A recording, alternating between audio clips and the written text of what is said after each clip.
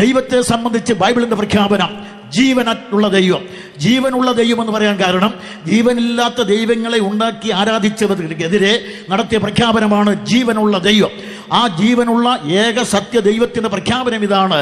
ആ ദൈവം മനുഷ്യരാശിയോട് സംസാരിക്കുന്നു. അതും പണ്ഡിതവരേണ്യനായ പൗലൂസ്, നിങ്ങൾ അറിയുന്നത് പോലെ തന്നെ തത്വചിന്തയുടെ തറവാടെന്ന് അപരനാമത്തിൽ അറിയപ്പെടുന്ന ഗ്രീസിലെ അഥേന എന്ന പ്രശസ്ത നഗരിയിൽ നിന്നുകൊണ്ട് പ്രഖ്യാപിച്ചതാണ്. അദ്ദേഹം പറഞ്ഞു, എല്ലായിടത്തുമുള്ള എല്ലാവരോടും ദൈവം സംസാരിക്കുന്നു. പ്രവൃത്തിയുടെ പുസ്തകം 17:30. അപ്പോൾ ദൈവം സംസാരിക്കാത്ത ഒരു കാലവും ചരിത്രത്തിൽ ഉണ്ടായിട്ടില്ല. എല്ലാ കാലത്തും ദൈവം സംസാരിച്ചിട്ടുണ്ട്. ദൈവം പണ്ട് സംസാരിച്ചു പ്രവാചകന്മാർ മുഖാന്തിരം. ദൈവം പിന്നെയും സംസാരിച്ചു അനേകം പ്രവാചകന്മാർ മുഖാന്തിരം.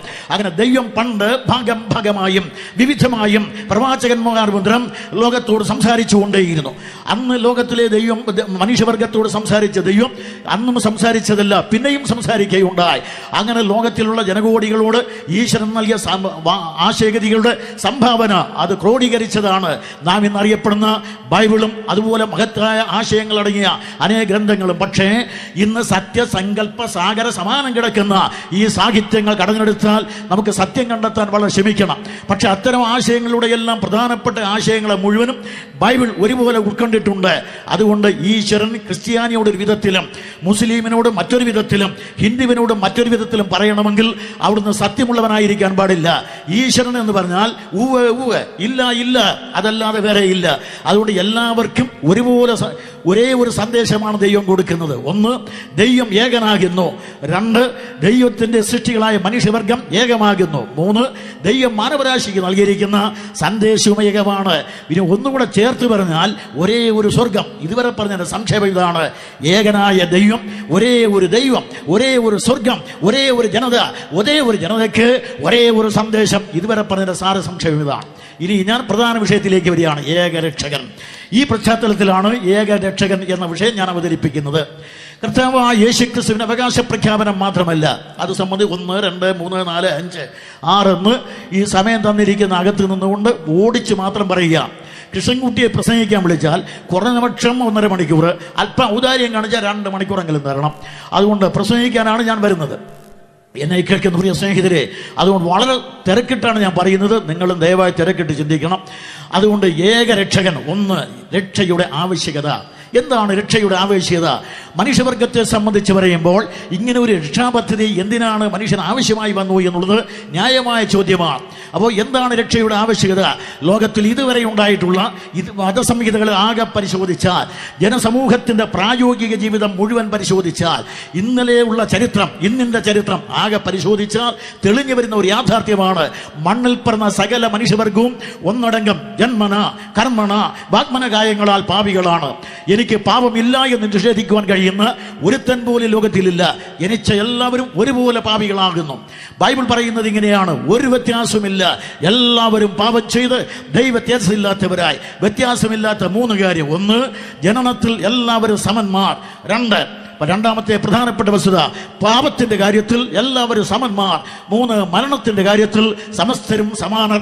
ഇങ്ങനെയുള്ള സമദുഃഖിതരാണ് മനുഷ്യവർഗം. എനിക്ക് പാപമില്ല എന്ന് പറയുവാൻ കഴിയുന്ന ഒരു പുണ്യവാളൻ പത്തനംതിട്ടയിലും ഇല്ല എന്ന് കൃഷ്ണൻകുട്ടി വളരെ ഉറക്കെ പ്രഖ്യാപിച്ചിരിക്കുകയാണ്. പാപമില്ല എന്ന് പറയാൻ തന്റെ ഇടമെങ്കിൽ നീ മരിക്കയില്ലെന്ന് ഞാനും പറയുന്നതാണ്. പക്ഷെ എന്ത് ചെയ്യാം? മണ്ണിൽ പറഞ്ഞവരൊക്കെ മരിക്കുന്നുണ്ട്. എന്തുകൊണ്ട് മനുഷ്യൻ മരിക്കുന്നു? ഉന്നതനായ മനുഷ്യൻ, ഉത്കൃഷ്ടനായ മനുഷ്യൻ, ആഴികളെന്ന മനുഷ്യൻ, ആകാശം കിടക്കിയ 20-ാം നൂറ്റാണ്ടിലെ ശാസ്ത്രപരമായ മനുഷ്യൻ എന്തുകൊണ്ട് മരിക്കുന്നു? ചോദിക്കൂ ശാസ്ത്രത്തോട്, അത് പറയും പ്രകൃതിയുടെ വികൃതിയാണ്. മനുഷ്യൻ എന്തുകൊണ്ട് മരിക്കുന്നു? ചോദിക്കൂ മതങ്ങളോട്, മൗനം ദീക്ഷിക്കും. മനുഷ്യൻ എന്തുകൊണ്ട് മരിക്കുന്നു? ചോദിക്കൂ ബൈബിളിനോട്, ഉത്തരം പറയും പാപത്തിന്റെ ശമ്പളം മരണമത്രേ. പാപത്തിന്റെ കൂലിയായിട്ടാണ് മരിക്കുന്നത്. എല്ലാവരും ഒരുപോലെ പാപികളാണ്. ബ്രാഹ്മണൻ പാപി അല്ലാതിരിക്കുകയും ചണ്ടാലൻ മാത്രം പാപിയായിരിക്കുകയും ചെയ്തു എങ്കിൽ ബ്രാഹ്മണൻ മരിക്കാതിരിക്കുകയും ചണ്ടാലൻ മാത്രം മരിക്കുകയും ചെയ്യണം. ബ്രാഹ്മണ ചണ്ടാല ഭേദം കൂടാതെ, നീഗ്രോ വെള്ളക്കാരന് ഭേദം കൂടാതെ എല്ലായിടത്തുള്ള എല്ലാവരും സമാനം മരിക്കയാൽ എല്ലാവരും ഒരുപോലെ തന്നെ പാപികളായി തീർന്നിരിക്കുന്നു എന്നുള്ള ബൈബിൾ പ്രഖ്യാപനം തെളിയിക്കപ്പെടുകയാണ്. വിശദീകരിക്കുന്നില്ല. എല്ലാവരും ഒരുപോലെ പാപികളാണ്. പാപികളായ മനുഷ്യവർഗം പാപത്തിന്റെ ഫലമായി ജനിച്ച് ജീവിച്ചാൽ ആ പാപത്തെ ശിക്ഷിക്കാതിരിക്കുവാൻ പരമകാരുണ്യമാണ് ദൈവമെങ്കിലും ദൈവത്തിന് നീതി അനുവദിക്കുന്നില്ല. ആ നീതിയുടെ പ്രഖ്യാപനമാണ് പാപത്തിന്റെ ശമ്പളം മരണമെന്ന്. ദൈവം പാപത്തെ വെറുക്കുന്നവനാണ്, പക്ഷേ പാപിയെ സ്നേഹിക്കും. പാപിയെ സ്നേഹിക്കുമെങ്കിലും പാപത്തെ വെറുക്കുന്നത് കൊണ്ട് ആ പാപം ചെയ്യുന്ന ദേഹിയും ശിക്ഷിക്കാതിരിക്കാൻ കഴിയുന്നില്ല. അതുകൊണ്ടാണ് ദൈവം പണ്ട് മുതലേ പ്രവാചകന്മാർ മുഖാന്തരം അവർക്ക് അവസരം കൊടുത്തുകൊണ്ട് പാപത്തെ ബോധ്യപ്പെടുത്തിക്കൊണ്ടേയിരുന്നു. പാപത്തെക്കുറിച്ച് ബോധ്യം വരുത്താത്ത ഒരു യുഗവും ലോകത്തിൽ ഉണ്ടായിട്ടില്ല. അത് ഏത് തരത്തിൽപ്പെട്ട ക്രിസ്ത്യാനികൾ പറയുന്ന യുഗമായാലും ഹൈന്ദവം പറയുന്ന യുഗമായാലും അല്ല മറ്റേതെങ്കിലും ആയാലും അന്നെല്ലാം ദൈവം മനുഷ്യവർഗത്തിന് അവരുടെ പാപത്തെക്കുറിച്ച് ബോധം വരുത്തിയിട്ടുണ്ട്. ഓരോ സംഭവ പരമ്പരകളിലൂടെ കർമ്മകാണ്ഡങ്ങളിലൂടെ വിശദീകരിക്കുന്ന മതത്തിന്റെ മുഴുവൻ ആശയം അതാണ്. മനുഷ്യൻ ജന്മന കർമ്മണ വാഗ്മനകായങ്ങളാൽ പാപികളായിരിക്കുന്നു. ഇങ്ങനെ മനുഷ്യവർഗം ഒന്നടങ്കം പാപികളായി തീർന്നതിനാൽ എല്ലാവരും തുല്യമായി ശിക്ഷായോഗ്യരാണ്. റോമാലേഖനം 1-ാം അധ്യായത്തിൽ പൗലോസ് പറഞ്ഞു, ന്യായപ്രമാണമില്ലാത്ത യഹൂദേതരർ ഒന്നടങ്കം പാപികൾ. 2-ാം അധ്യായത്തിൽ പൗലോസ് പറഞ്ഞു, ന്യായപ്രമാണം ലഭിച്ച യഹൂദന്മാർ പാപികൾ. 3-ാം അധ്യായത്തിൽ പൗലോസ് പറഞ്ഞു, ഒരു വ്യത്യാസമില്ല, സർവരും ഒരുപോലെ പാപികൾ. 3-ാം അധ്യായത്തിന്റെ 19 സമാഹരിച്ചു കൊണ്ട് അദ്ദേഹം പ്രഖ്യാപിച്ചു, ഒരു വ്യത്യാസവുമില്ല, എല്ലാവരും പാപികളാണ്. അങ്ങനെ ഏതുവായുമടഞ്ഞ് സർവ്വലോകവും ശിക്ഷാവിധിയുടെ കീഴിൽ, സർവ്വലോകവും നീതിമാനായ ദൈവത്തിന്റെ ശിക്ഷയുടെ കഠോര കൽഗത്തിന്റെ കീഴിൽ ഞെളിവരി കൊള്ളുന്നവരാണ്. അതുകൊണ്ടാണ് മനുഷ്യവർഗം രക്ഷയ്ക്ക് വേണ്ടി കാക്ഷിക്കുന്നത്. എന്തുകൊണ്ട് ഇവിടെ മതങ്ങൾ ഉണ്ടായി, എന്തുകൊണ്ട് തത്വചിന്തകൾ ഉണ്ടായി, എന്തുകൊണ്ട് കർമ്മകാണ്ഡങ്ങൾ ഉണ്ടായി, എന്തുകൊണ്ട് ആചാരങ്ങളും അനുഷ്ഠാനങ്ങളും ഇവിടെ ഉണ്ടായി? കാരണം മാനവവർഗം മുക്തിക്ക് വേണ്ടിയുള്ള അഭിലാഷത്തിൽ തുടങ്ങിവെച്ച കർമ്മപദ്ധതികളാണ് മതങ്ങളായി, തത്വചിന്തകളായി, ആചാരങ്ങളായി, നാനാശാഖികളായ ആശയഗതികളായി ലോകത്തിലുണ്ടായത്. പക്ഷേ മനുഷ്യവർഗം രക്ഷയ്ക്ക് വേണ്ടി കാക്ഷിക്കുന്നു എങ്കിലും അത് പ്രാപിക്കാനുള്ള ബന്ധാവിൽ അവൻ പരാജയമാണ്. വിശദീകരിക്കാൻ സമയം പോരാ. മനുഷ്യവർഗം ഒന്നടങ്കം പാപികളാണ്. ആ പാപത്തിന് ഈശ്വരൻ ശിക്ഷ വിധിക്കുന്നതാണ്. ആ ശിക്ഷയ്ക്ക് ബൈബിൾ പറയുന്ന 3 പ്രധാനപ്പെട്ട വാക്കുകളുണ്ട്. ഒന്ന്, പാപത്തിന്റെ ശമ്പളം മരണം, സ്വാഭാവിക മരണം. രണ്ടാമത് ബൈബിൾ ഒന്നുകൂടെ പറഞ്ഞിട്ടുണ്ട്, അതിക്രമത്തിലും പാപത്തിലും മരിച്ചവർ ജീവിച്ചിരിക്കെ ചത്തതിനൊക്കുമേ ജീവിച്ചിരിക്കലും എന്ന് പറഞ്ഞാൽ മഹാന്മാരായി ജീവിക്കുന്ന ഉത്തമന്മാരെന്ന് ലോകം പ്രകടിക്കുന്ന അതിപ്രശസ്തരെന്ന് വിമ്പടിക്കുന്ന സമൂഹത്തിലെ പ്രമാണിമാർ, നായികന്മാർ എന്നൊക്കെ പറയുന്നല്ലോ, അങ്ങനെയുള്ള ആളുകളുടെ അടുക്കൽ ചെന്നാലാണ് പാപത്തിന്റെ ദുർഗന്ധം വീശുന്നത്. രാഷ്ട്രീയ മണ്ഡലം, മതമണ്ഡലം, ദാർശനിക മണ്ഡലം, സാമൂഹ്യ മണ്ഡലം, സാംസ്കാരിക മണ്ഡലം, അവിടെയെല്ലാം ഇത്തരത്തിൽപ്പെട്ട ആളുകളെ അവസരോചിതമായി നമ്മുടെ പത്രപ്രവർത്തകരും മാധ്യമങ്ങളും കയ്യോടെ പിടിച്ചിട്ടുണ്ട്. അപ്പോൾ പാപമെന്ന് പറയുന്നതിൽ നിന്ന് ഒഴി നിൽക്കാൻ കഴിയാത്തത് കൊണ്ട് പാപത്തിന് ശമ്പളമായി ജീവിച്ചിരിക്കവേ ചത്തതിനൊക്കും ആ സ്ഥിതിയിലെത്തിയാണ് അതിക്രമത്തിലും പാപത്തിലും മരിച്ചവർ. 2, സ്വാഭാവികമായ ശരീരത്തിൽ നിന്നുള്ള വേർപാട്, മരണം. മനുഷ്യ ശരീരവും അതിന്റെ ജീവനും തമ്മിൽ വേർപെടുന്ന അവസ്ഥയാണ് നമ്മൾ മരണം എന്ന് വിളിക്കുന്നത്. അത് സംബന്ധിച്ച് കോവൂരെന്ന് പറഞ്ഞു എന്നുള്ളതെന്ന് മറുപടി ഞാൻ ഇപ്പോൾ പറയുന്നില്ല. എന്നാൽ ജീവനും ശരീരവും നമ്മൾ വേർപെടുമ്പോൾ മരണമെന്ന് നമ്മൾ പറയുന്നു. ഇതിന് ബൈബിൾ പറയുന്ന പേര് 1-ാം മരണമെന്നാണ്. എന്നാൽ അത് തന്നെ കഴിഞ്ഞിട്ട് പിന്നെ ബൈബിൾ പറഞ്ഞു, ഈ മരണം കൊണ്ട് അവസാനിക്കാത്ത ആത്മാവിന്റെ ഉടമയാണ് മനുഷ്യൻ. ശരീരം ഇവിടെ മരണം കൊണ്ട് അവസാനിക്കുമെങ്കിലും ആത്മാവ് അവിനാശിയാണ്. ഭഗവാൻ കൃഷ്ണൻ ഭഗവത്ഗീതയിലും ഇത് പറഞ്ഞിട്ടുണ്ട്. നൈനം ചിന്നന്തി ശസ്ത്രേണ എന്ന് പറയുന്നത് പോലെ ആത്മാവ് വാളുകൊണ്ട് ഛേദിക്കപ്പെടാത്ത, വായു കൊണ്ട് ഉണങ്ങാത്ത, ജലത്തിൽ ആർദ്രമാകാത്ത, അഗ്നിയിൽ ചാരമാകാത്ത അവിനാശിയാണ്. ഇങ്ങനെ നാശരഹിതമായിരിക്കുന്ന ആത്മാവ് എവിടെ ചെന്നാലും അവസാനിക്കയില്ല, നരകത്തിൽ പോലും അവസാനിക്കയില്ല. അങ്ങനെ പാപത്തിന് ശമ്പളമായി മനുഷ്യവർഗം ഒന്നടങ്കം ദൈവത്തിന്റെ നീതിയുടെ വിധിക്ക് വിധേയമായി നിത്യമായ നരകത്തിൽ നിവേദിക്കുന്ന ഈ ഭയാനകമായ ന്യായവിധി, ഈ നരകത്തെക്കുറിച്ചുള്ള വർണ്ണനകൾ പുരാണങ്ങളിൽ കാണാം. അതിനുള്ള മോചനത്തിനുള്ള പ്രാർത്ഥനകൾ വേദങ്ങളിൽ കാണാം. അത് തന്നെ ബൈബിളിൽ കാണാം, മറ്റു ബാലഭാഗങ്ങളിലും കാണാം. എന്നാൽ ലോകമനുഷ്യവർന്നടങ്കം ഈ പാപത്തിൽ നിന്ന് ആത്യന്തികമായി വരുവാനുള്ള അന്തിമ ന്യായവിധിയിൽ നിന്ന് നാരക ശിക്ഷ എന്നുള്ള മോചനത്തിന് വേണ്ടി അവനിയുടെ നാനാ കോണുകളിൽ ഇരുന്നു കൊണ്ട് അഖില ലോക ജനകോടികൾ അഖിലാണ്ടത്തിന് ഉടയവനായ ദൈവത്തെ നോക്കി അവിരാമം പ്രാർത്ഥിച്ചിരിക്കവേ ആ പ്രാർത്ഥനകളാണ് ഈരടികളായി കൂടി അനശ്വര ചെവിത്തടത്തിൽ മുഴങ്ങിയെത്തിയാൽ ജീവനുള്ള ഏകസത്യ ദൈവത്തിന് മറുപടി പറയാൻ കഴിയാതിരിക്കയില്ല. അവിടുന്ന് അരുളി ചെയ്ത മറുപടിയാണ് പിന്നെ നാം വായിക്കുന്നത്. വിശദീകരിക്കാൻ സമയമില്ല. മതങ്ങൾ ഇവിടെ പരാജയപ്പെട്ടു. മാനവരക്ഷാമാർഗത്തിൽ മതങ്ങൾ പരാജയം, തത്വചിന്തകൾ പരാജയം, കർമ്മകാണ്ഡങ്ങൾ പരാജയം. ഇങ്ങനെ എല്ലാം പരാജയപ്പെട്ടപ്പോൾ പിന്നെ ഈ മനുഷ്യഹൃദയത്തിൽ നിന്ന് നുരഞ്ഞ് പതഞ്ഞു വന്ന ഉയർന്ന ചോദ്യം അതിതാണ്, ഇനി എങ്ങനെയാണ് രക്ഷാമാർഗം? അവർ വീണ്ടും ചോദിച്ചു, അയ്യോ ഞാൻ അരിഷ്ട മനുഷ്യൻ, ഒരിക്കൽ ന്യായപ്രമാണത്താൽ ഞാൻ അനിന്ദ്യനെന്ന് പ്രഖ്യാപിച്ച മതകർമ്മങ്ങൾ കൊണ്ട് ഒരിക്കലും ആർക്കും വിസ്തരിക്കുവാൻ കഴിയാത്ത വിധം അനിന്ദ്യനെന്ന് പ്രഖ്യാപിച്ച യഹൂദ മതത്തിലെ കർമ്മധീരനായ പൗലോസ് ഇപ്പോൾ പറയാണ്, എൻ്റെ യാഗങ്ങളെല്ലാം പരാജയം, കർമ്മങ്ങളെല്ലാം പരാജയം, രക്ഷാപദ്ധതിയിലെ ന്യായപ്രമാണം പരാജയം. അയ്യോ, ഞാൻ അരിഷ്ട മനുഷ്യൻ, മരണത്തിന് അധീനമാണ് ഈ ശരീരം. അവൻ പിന്നെയും പറഞ്ഞത് ഇങ്ങനെയാണ്, എൻ്റെ ശരീരത്തിൽ, എൻ്റെ ദേഹത്തിൽ 2 അവയവങ്ങളുണ്ട്, 2 പ്രമാണങ്ങളുണ്ട്, 2 ചിന്തകളുണ്ട്, പരസ്പരം പോരാടിക്കൊണ്ടിരിക്കുന്നു. നന്മ ചെയ്യണമെന്ന ആഗ്രഹം തിന്മയിലേക്ക് പ്രേരിപ്പിക്കപ്പെടുന്നു. അങ്ങനെ ഒരു പ്രമാണം എന്നിലുണ്ട്.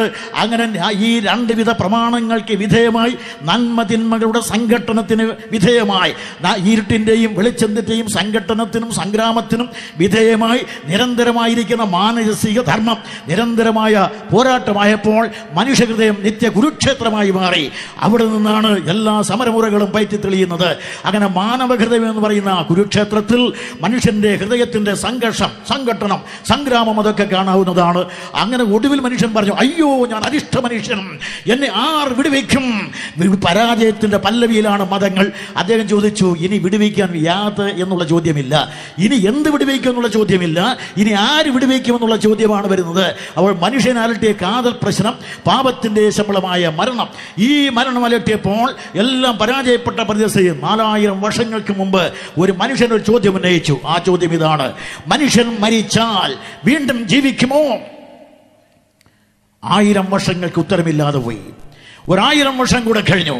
വീണ്ടും മതഭക്തനായ ഭക്തശിരോമണിയായ ഒരു ഗാനരചയിതാവ് ഒരു ചോദ്യം ഉന്നയിച്ചു. സഹോദരൻ ശവക്കുഴി കാണാതെ എന്നേക്കും ജീവിച്ചിരിക്കേണ്ടതിന് അവന് വേണ്ടി വീണ്ടെടുപ്പുകളെടുപ്പാൻ ആർക്ക് കഴിയും? അവന്റെ പ്രാണന്റെ വീണ്ടെടുപ്പ് വിലയേറിയത്. പിന്നെ കൂട്ടിച്ചേർത്തു, ഒരു നാളും സാധ്യമല്ല, അത് ഒരു നാളും സാധ്യമല്ല. കാരണം പ്രാണന്റെ വീണ്ടെടുപ്പ് വിലയേറിയതായതുകൊണ്ട് ആ വിലയേറിയ വില കൊടുത്ത് അവനെ വീണ്ടെടുക്കുവാൻ ഒരു നാളും സാധ്യമല്ലെന്നെഴുതി കോരപുത്രന്മാർ തൂരിക താഴെ വെച്ച് ഗാനബന്ധാവിൽ നിന്ന് വഴിമാറി നിന്നു. 1000 വർഷം കൂടെ കഴിഞ്ഞു. ഇതാ വരുന്നു നസറായനായ യേശു ക്രിസ്തു, അനശ്വരനായ യേശു ക്രിസ്തു ലോകത്തിലേക്ക് വന്നു, ലോകരക്ഷിതാവായി വന്നവൻ. അങ്ങനെ മനുഷ്യവർഗത്തിന്റെ പ്രതീക്ഷ പൂവണിയിച്ചുകൊണ്ടാണ് യേശു ക്രിസ്തു ലോകത്തിലേക്ക് വന്നത്. അതാണ് ഞാൻ ലൂക്കോസ് 2:10 പറഞ്ഞത്. ഇങ്ങനെ ലോകത്തിന്റെ എല്ലായിടത്തുമുള്ള എല്ലാവരും മനുഷ്യവർഗത്തെ രക്ഷിക്കുന്ന പന്ഥാവിൽ മതങ്ങളും സാധ്യതകളും കർമ്മകാണ്ഡങ്ങളും തോറ്റപ്പോൾ ഇനി ദൈവത്തിനെ കഴിവൂ എന്ന് നിരൂപിക്കുകയും അങ്ങനെ അവർ ദൈവത്തിൽ നിന്നുള്ള രക്ഷിതാവിനെ പ്രതീക്ഷിക്കുകയും ചെയ്തുകൊണ്ടിരുന്നു. അങ്ങനെ പ്രതീക്ഷിച്ചുകൊണ്ടിരുന്നപ്പോൾ യഹൂദന്മാർ ലോകം ഒന്നടങ്കം അവനെ വിളിച്ചത് ദൈവപുത്രനായ മശിഹാ വരും എന്ന്, സത്യത്തിന്റെ മനുഷ്യാവതാരം എന്ന് സ്വതദുഷ്ടമതം പ്രഖ്യാപിക്കുകയുണ്ടായി. അവൻ സത്യമാണ് എന്ന്, അതുപോലെ തന്നെ പ്രജാപതി എന്നും വേദങ്ങൾ ഉപനിഷത്തുക്കളും പറയുകയുണ്ടായി. അവൻ തന്നെ വരുവാനുള്ള രക്ഷിതാവെന്ന് ബൈബിൾ തുറക്കെ പ്രഖ്യാപിച്ചിട്ടുണ്ട്. ഇനിയും വിശദീകരിക്കുന്നില്ല. അങ്ങനെ ലോകത്തിന്റെ പ്രതീക്ഷയായിരിക്കുന്ന കാലഘട്ടത്തിലാണ് യേശുക്രിസ്തുവിന്റെ തിരുവവതാരം. ഏറെക്കുറെ 2000 ആണ്ടുകൾക്ക് മുമ്പ്, വളരെ കൃത്യമായി പറഞ്ഞാൽ AD 7 നാം അറിയുന്നത് പോലെ തന്നെ നമ്മുടെ കർത്താവായ യേശു ക്രിസ്തു ബത്ലഹേമിൽ ജനിക്കുകയുണ്ടായി. ബത്ലഹേമിൽ ജനിച്ച കർത്താവായ യേശു ക്രിസ്തുവിന്റെ ഐഹിക ആഗമനം വിളംബരം ചെയ്തുകൊണ്ട് ആകാശത്തിന്റെ അറുതികളിൽ വെളിപ്പെടുന്ന തിളങ്ങിക്കിടുന്ന താരാവലിയുടെ നടുവിൽ നിന്ന് കുറെ ദൂതസംഘം ഒന്നിച്ചിറങ്ങി വന്ന് ഇടയന്മാരോട് കൂടെ നിൽക്കുകയും ബത്ലഹേമിന്റെ വയലേലാലുകളിൽ നിന്നുകൊണ്ട് ആ ദൂതസംഘത്തിൽ നിന്ന് ഒരുത്തൻ മുന്നോട്ട് വന്ന് ഉദ്ഘോഷിക്കുകയും ചെയ്തു, സർവ്വജനത്തിനും ഉണ്ടാകുവാനുള്ള മഹാസന്തോഷം ഞാൻ നിങ്ങളോട് സുവിശേഷിക്കുന്നു, കർത്താവായ ക്രിസ്തു എന്ന രക്ഷിതാവ് ഇന്ന് ദാവീദിന്റെ പട്ടണത്തിൽ നിങ്ങൾക്കായി ജനിച്ചിരിക്കുന്നു. അതൊന്നും വിശദീകരിക്കുന്നില്ല. കർത്താവായ എന്ന് വെച്ചാൽ ശരിയായി വിവർത്തനം ചെയ്താൽ ദൈവമായ കർത്താവായ, ഈ ദൈവമായ കർത്താവായ രക്ഷിതാവ് ഇന്ന് ഈ വർത്തമാനകാലത്തിൽ നിങ്ങൾക്കായി എന്ന് വെച്ചാൽ ഈ കൃപായുഗത്തിന്റെ പൊൻപുലരിയിൽ നിങ്ങൾക്കായി സർവ്വജനതയ്ക്കുമായി അവതരിച്ചിരിക്കുന്നു. അതുകൊണ്ട് സർവ്വജനത്തിനും ഉണ്ടാകുവാനുള്ള മഹാസന്തോഷം. യഹൂദനെന്ന് പറഞ്ഞിട്ടില്ല, സ്വരാഷ്ട്രർക്കെന്ന് പറഞ്ഞിട്ടില്ല, ഹിന്ദുവിനെന്ന് പറഞ്ഞിട്ടില്ല, റോമനെന്ന് പറഞ്ഞിട്ടില്ല, യവനെന്ന് യഹൂദനെന്ന് യാതൊരു ഭേദവുമില്ല. അടിപതറിയ മുട്ടിച്ചൂടിയ വ്യത്യാസമില്ലാത്ത എല്ലായിടത്തുമുള്ള എല്ലാവർക്കും വേണ്ടി ഒരേ ഒരു രക്ഷിതാവ്. ഞാൻ നേരത്തെ പറഞ്ഞ പോലെ ഈശ്വരൻ ഏകനാണ്, മാനവജനത ഒന്നാണ്, അവർക്ക് നൽകിയ സന്ദേശം ഒന്നാണ്, രക്ഷകനും ഒന്നാണ്. അങ്ങനെ സർവ്വജനത്തിന്റെ രക്ഷിതാവാണ് ബത്ലഹേമിൽ ജനിച്ചത്. അപ്പോൾ ഇങ്ങനെ വളർന്നു വന്ന യേശു ക്രിസ്തുവിന്റെ പരസ്യപ്രവർത്തനം ആരംഭിച്ചപ്പോൾ വത്സല ശിഷ്യന്മാർ അടുത്തു വന്നു. ഒരു ചോദ്യം ഉന്നയിച്ചു. അവരുടെ ചോദ്യം ഇതാണ്, ഇങ്ങനെ ആയാൽ രക്ഷിക്കപ്പെടുവാൻ ആർക്ക് കഴിയും? പാപത്തിൽ നിന്ന്, പാപത്തിന്റെ ഫലങ്ങളിൽ നിന്ന്, പാപത്തിന്റെ പരമാത്യന്ത ഫലമായിരിക്കുന്ന പാതാള ശിക്ഷയിൽ നിന്ന് രക്ഷിക്കപ്പെടുവാൻ ആർക്ക് കഴിയും? മത്തായി 19:26. അവിടെ ആ ചോദ്യത്തിന് യേശു ക്രിസ്തു പ്രതിവചിക്കുകയുണ്ടായി, മനുഷ്യർക്ക് അസാധ്യം, ദൈവത്തിന് സാധ്യം, മനുഷ്യർക്ക് അസാധ്യം എന്ന് പറഞ്ഞാൽ മനുഷ്യവർഗത്തെ രക്ഷിക്കുവാൻ മനുഷ്യർക്ക് അസാധ്യം. കാരണം എല്ലാ മനുഷ്യരും തുല്യം പാപികളായിരിക്കാൻ ഈ പാപികളായ മനുഷ്യവർഗത്തിൽ നിന്ന് അതുപോലൊരു പാപി രക്ഷകനായി എഴുന്നേറ്റുവെന്ന് രക്ഷിക്കുക എന്നുള്ളത് അസംഭവ്യം. ഇതാണ്. അതുകൊണ്ട് മനുഷ്യവർഗത്തിൽ നിന്ന് രക്ഷിതാവിനെ പ്രതീക്ഷിക്കേണ്ടതില്ല. പിന്നെ രക്ഷിക്കുവാൻ ദൈവത്തിനെ കഴിയൂ എന്നാണ് യേശുക്രിസ്തു പറഞ്ഞത്. മനുഷ്യനായി അവതരിച്ചു വന്ന യേശുക്രിസ്തുവാണ് പറയുന്നത് അത് ദൈവത്തിന് സാധ്യം. പക്ഷേ ദൈവത്തിന് സാധ്യമെന്ന് പറയുമ്പോൾ യേശുക്രിസ്തു തൊട്ട് പിന്നാലെ പറഞ്ഞിട്ടുള്ളത് ഞാൻ വന്നത് രക്ഷിപ്പാനാണ്. അപ്പോൾ രക്ഷിപ്പാൻ ആർക്ക് കഴിയും? ദൈവത്തിന് മാത്രം. അങ്ങനെയാണെങ്കിൽ രക്ഷിപ്പാൻ വന്ന ദൈവം ഞാനാകുന്നു എന്നല്ലേ ഉത്തരം? ഞാൻ രക്ഷിപ്പാൻ വന്നിരിക്കുന്നു. യേശുക്രിസ്തു തന്റെ പരസ്യ പ്രവർത്തന പ്രാരംഭം മുതൽ പറഞ്ഞുകൊണ്ടിരുന്നത് ഞാൻ രക്ഷിപ്പാൻ വന്നു. എന്തിനു വേണ്ടിയും അദ്ദേഹം അരുളി ചെയ്തത് എങ്ങനെയാണ്? പലപ്പോഴും ശിഷ്യന്മാർ ക്രോധപരവശരായി ഇവരെയെല്ലാം വരപ്രസാദം കൊണ്ട് നശിപ്പിക്കട്ടെ ചോദിച്ചപ്പോൾ യേശുക്രിസ്തു പറഞ്ഞ മറുപടി മനുഷ്യപുത്രൻ വന്നിരിക്കുന്നത് മനുഷ്യപ്രാണങ്ങളെ നശിപ്പിക്കുവാനല്ല, രക്ഷിപ്പാൻ അത്രേ. രക്ഷിപ്പാൻ വേണ്ടി മാത്രം ലോകത്തിൽ അവതരിച്ച ഒരേ ഒരു അവതാര പുരുഷൻ. ഞാൻ 45 വർഷം കൊണ്ട് യേശുക്രിസ്തുവിനെ അംഗീകരിക്കുകയും പ്രസംഗിക്കുകയും ചെയ്യുന്നു. ഞാൻ പഴയ ബൈബിളിലെ പുതിയ നിയമത്തിൽ 27 പുസ്തകം തിരിച്ചും മറിച്ചും പഠിച്ചിട്ടുണ്ട്. അല്ലയോ ക്രിസ്തോ, അങ്ങ് എന്തിനാണ് ലോകാവതാരം ചെയ്തു എന്നുള്ള ചോദ്യത്തിന് 2 മറുപടിയാണ് വായിച്ചിട്ടുള്ളത്. ഒന്ന്, അവിടുന്ന് അരുളിച്ചത് ദൈവത്തെ വെളിപ്പെടുത്തുവാൻ അദൃശ്യനായ ആത്മസ്വരൂപനായ ജ്യോതിർസ്വരൂപനായ സ്നേഹസ്വരൂപനായ നീതിസ്വരൂപനായ ആരും കണ്ടിട്ടില്ല, കാണാൻ കഴിയാത്ത, താൻ മാത്രം അമർത്യതയുള്ള, അടുത്തുകൂടാത്ത വെളിച്ചത്തിൽ വസിക്കുന്ന അനശ്വരനായ ദൈവം അവനെ അവിടെയും ഇവിടെയും തേടി എവിടെയും കാണാതെ അലഞ്ഞുപോയ ജനകൂടികൾക്ക് അഖിലാണ്ടത്തിന്റെ ഉടയവനായ ദൈവത്തെ വെളിപ്പെടുത്തുവാൻ അനന്തത വെടിഞ്ഞ് അവനിയിൽ ആഗമിച്ച് അഖിലലോക ജനകൂടികളെ ഒന്നടങ്ങ് അടുക്കലേക്ക് ആഹ്വാനം ചെയ്ത് അവരുടെ മുമ്പിൽ നിന്നുകൊണ്ട് എന്നെ കണ്ടവൻ പിതാവിനെ കണ്ടിരിക്കുന്നു എന്ന് പ്രഖ്യാപിച്ച് ദൈവത്തെ വെളിപ്പെടുത്തിയ അനശ്വരനായ യേശുക്രിസ്തു. അല്ലയോ ക്രിസ്തു, അങ്ങ് എന്തിനാണ് ലോകാവതാരം ചെയ്തത്? ഒന്ന്, ദൈവത്തെ വെളിപ്പെടുത്തുക. 2, അവിടുന്ന് ലോകത്തിലേക്ക് വന്നതാണ്. യേശുക്രിസ്തു പറഞ്ഞു ഞാൻ വന്നത് പാപികളെ രക്ഷിക്കുവാൻ. ഭഗവാൻ കൃഷ്ണനോട് ചോദിച്ചാൽ അദ്ദേഹം പറയും പരിത്രാണായ സാധൂനാം വിനാശായ ചതുഷ്കൃതാം. ഞാൻ വന്നത് പാപികളെ കൊല്ലാൻ, ഭക്തന്മാരെ രക്ഷിക്കാൻ. അല്ലോ ക്രിസ്തു, അങ്ങെന്തിനാണ് ലോകത്ത് വന്നത് എന്ന് ചോദിച്ചാൽ അദ്ദേഹം പറയും പരിത്രാണായ ദുഷ്കൃതാം. ഞാൻ വന്നത് പാപികളെ രക്ഷിക്കുവാൻ. പാപികളെ രക്ഷിക്കുവാൻ ഞാൻ ലോകത്തിലേക്ക് വന്നു എന്ന് പ്രഖ്യാപിച്ചുകൊണ്ട് ആരെങ്കിലും ഈ ലോകത്തിൽ അവതരിച്ചിട്ടുണ്ട് എങ്കിൽ, മറ്റൊരു മണ്ഡലത്തിൽ നിന്ന് കടന്നു വന്നിട്ടുണ്ടെങ്കിൽ അത് ഞങ്ങൾ വിശ്വസിക്കുന്ന, ഞാൻ പ്രസംഗിക്കുന്ന നമ്മുടെ കർത്താവായ യേശുക്രിസ്തു മാത്രം. അവൻ പറഞ്ഞു ഞാൻ വന്നത് പാപികളെ രക്ഷിക്കുവാൻ. എത്ര സൂക്തം വേണം? 9 വാക്യങ്ങൾ തുടർച്ചയായി പറയുവാൻ മതിയായിരിക്കുന്ന എല്ലാം എൻ്റെ കീശയിലുണ്ട്. സമയം പരിമിതം, വിഷയം വിസ്തൃതം, വിശദീകരിക്കുന്നില്ല, വിട്ടുകളഞ്ഞ് വെട്ടിച്ചുരുക്കുന്നു. അതുകൊണ്ട് യേശുക്രിസ്തു പറഞ്ഞു ഞാൻ വന്നത് രക്ഷിപ്പാൻ വേണ്ടി. പക്ഷേ രക്ഷിക്കുവാൻ വന്നു എന്ന് അവകാശ പ്രഖ്യാപനം ചെയ്ത കർത്താവായ യേശുക്രിസ്തു ദൈവമല്ലെങ്കിൽ രക്ഷിക്കാൻ കഴിയുകയില്ല. അതുകൊണ്ട് അവിടുന്ന് ദൈവമാണ്. അത് ഞാനിപ്പോൾ വിശദീകരിക്കില്ല. ക്രിസ്ത്യാനികളെല്ലാം പറയുന്നത് യേശുക്രിസ്തു ദൈവമാണെന്ന് പറയാൻ അവർ യേശുക്രിസ്തു ചെയ്ത ഒരുപാട് അത്ഭുതങ്ങളെക്കുറിച്ച് പറയും. അത്ഭുതം ചെയ്തു, അടയാളം ചെയ്തു, അതുപോലെ തന്നെ പച്ചവെള്ളം വീഞ്ഞാക്കി 5 അപ്പം കൊണ്ട് 5000 പോഷിപ്പിച്ചു. ഇത് ഞാൻ ഒരുപാട് വായിച്ചിട്ടുണ്ട്, ഞാനും ഒക്കെ വിശ്വസിക്കുന്നുമുണ്ട്. പക്ഷേ ഒരു കാര്യം, ഇതുപോലുള്ള അത്ഭുതങ്ങൾ യേശുക്രിസ്തു ചെയ്തതുപോലെ തന്നെ മറ്റ് പ്രവാചകന്മാരും ചെയ്തിട്ടുണ്ട്, ഇതിലും വലുതും ചെയ്തിട്ടുണ്ട്. യേശുക്രിസ്തു 5 അപ്പവും 2 മീനും കൊണ്ട് ഒരു ദിവസത്തേക്ക് 5000 പേരെയാണ് പോഷിപ്പിച്ചത്, പുരുഷന്മാർ.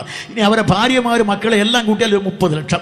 അത്രയും. നേരെ മറിച്ച് മോശ എന്ന പ്രവാചകനുണ്ടല്ലോ, അദ്ദേഹം 6 ലക്ഷം പുരുഷന്മാർ, അവരുടെ ഭാര്യമാർ, പരിവാരങ്ങൾ, ഇവരെയെല്ലാം 40 വർഷം അവിടെ ഒന്നുമില്ലാത്ത ആ സ്ഥലത്ത് മരുഭൂമിയിൽ നിന്ന് കൈ നീട്ടി അദ്ദേഹം പ്രാർത്ഥിക്കുന്നു.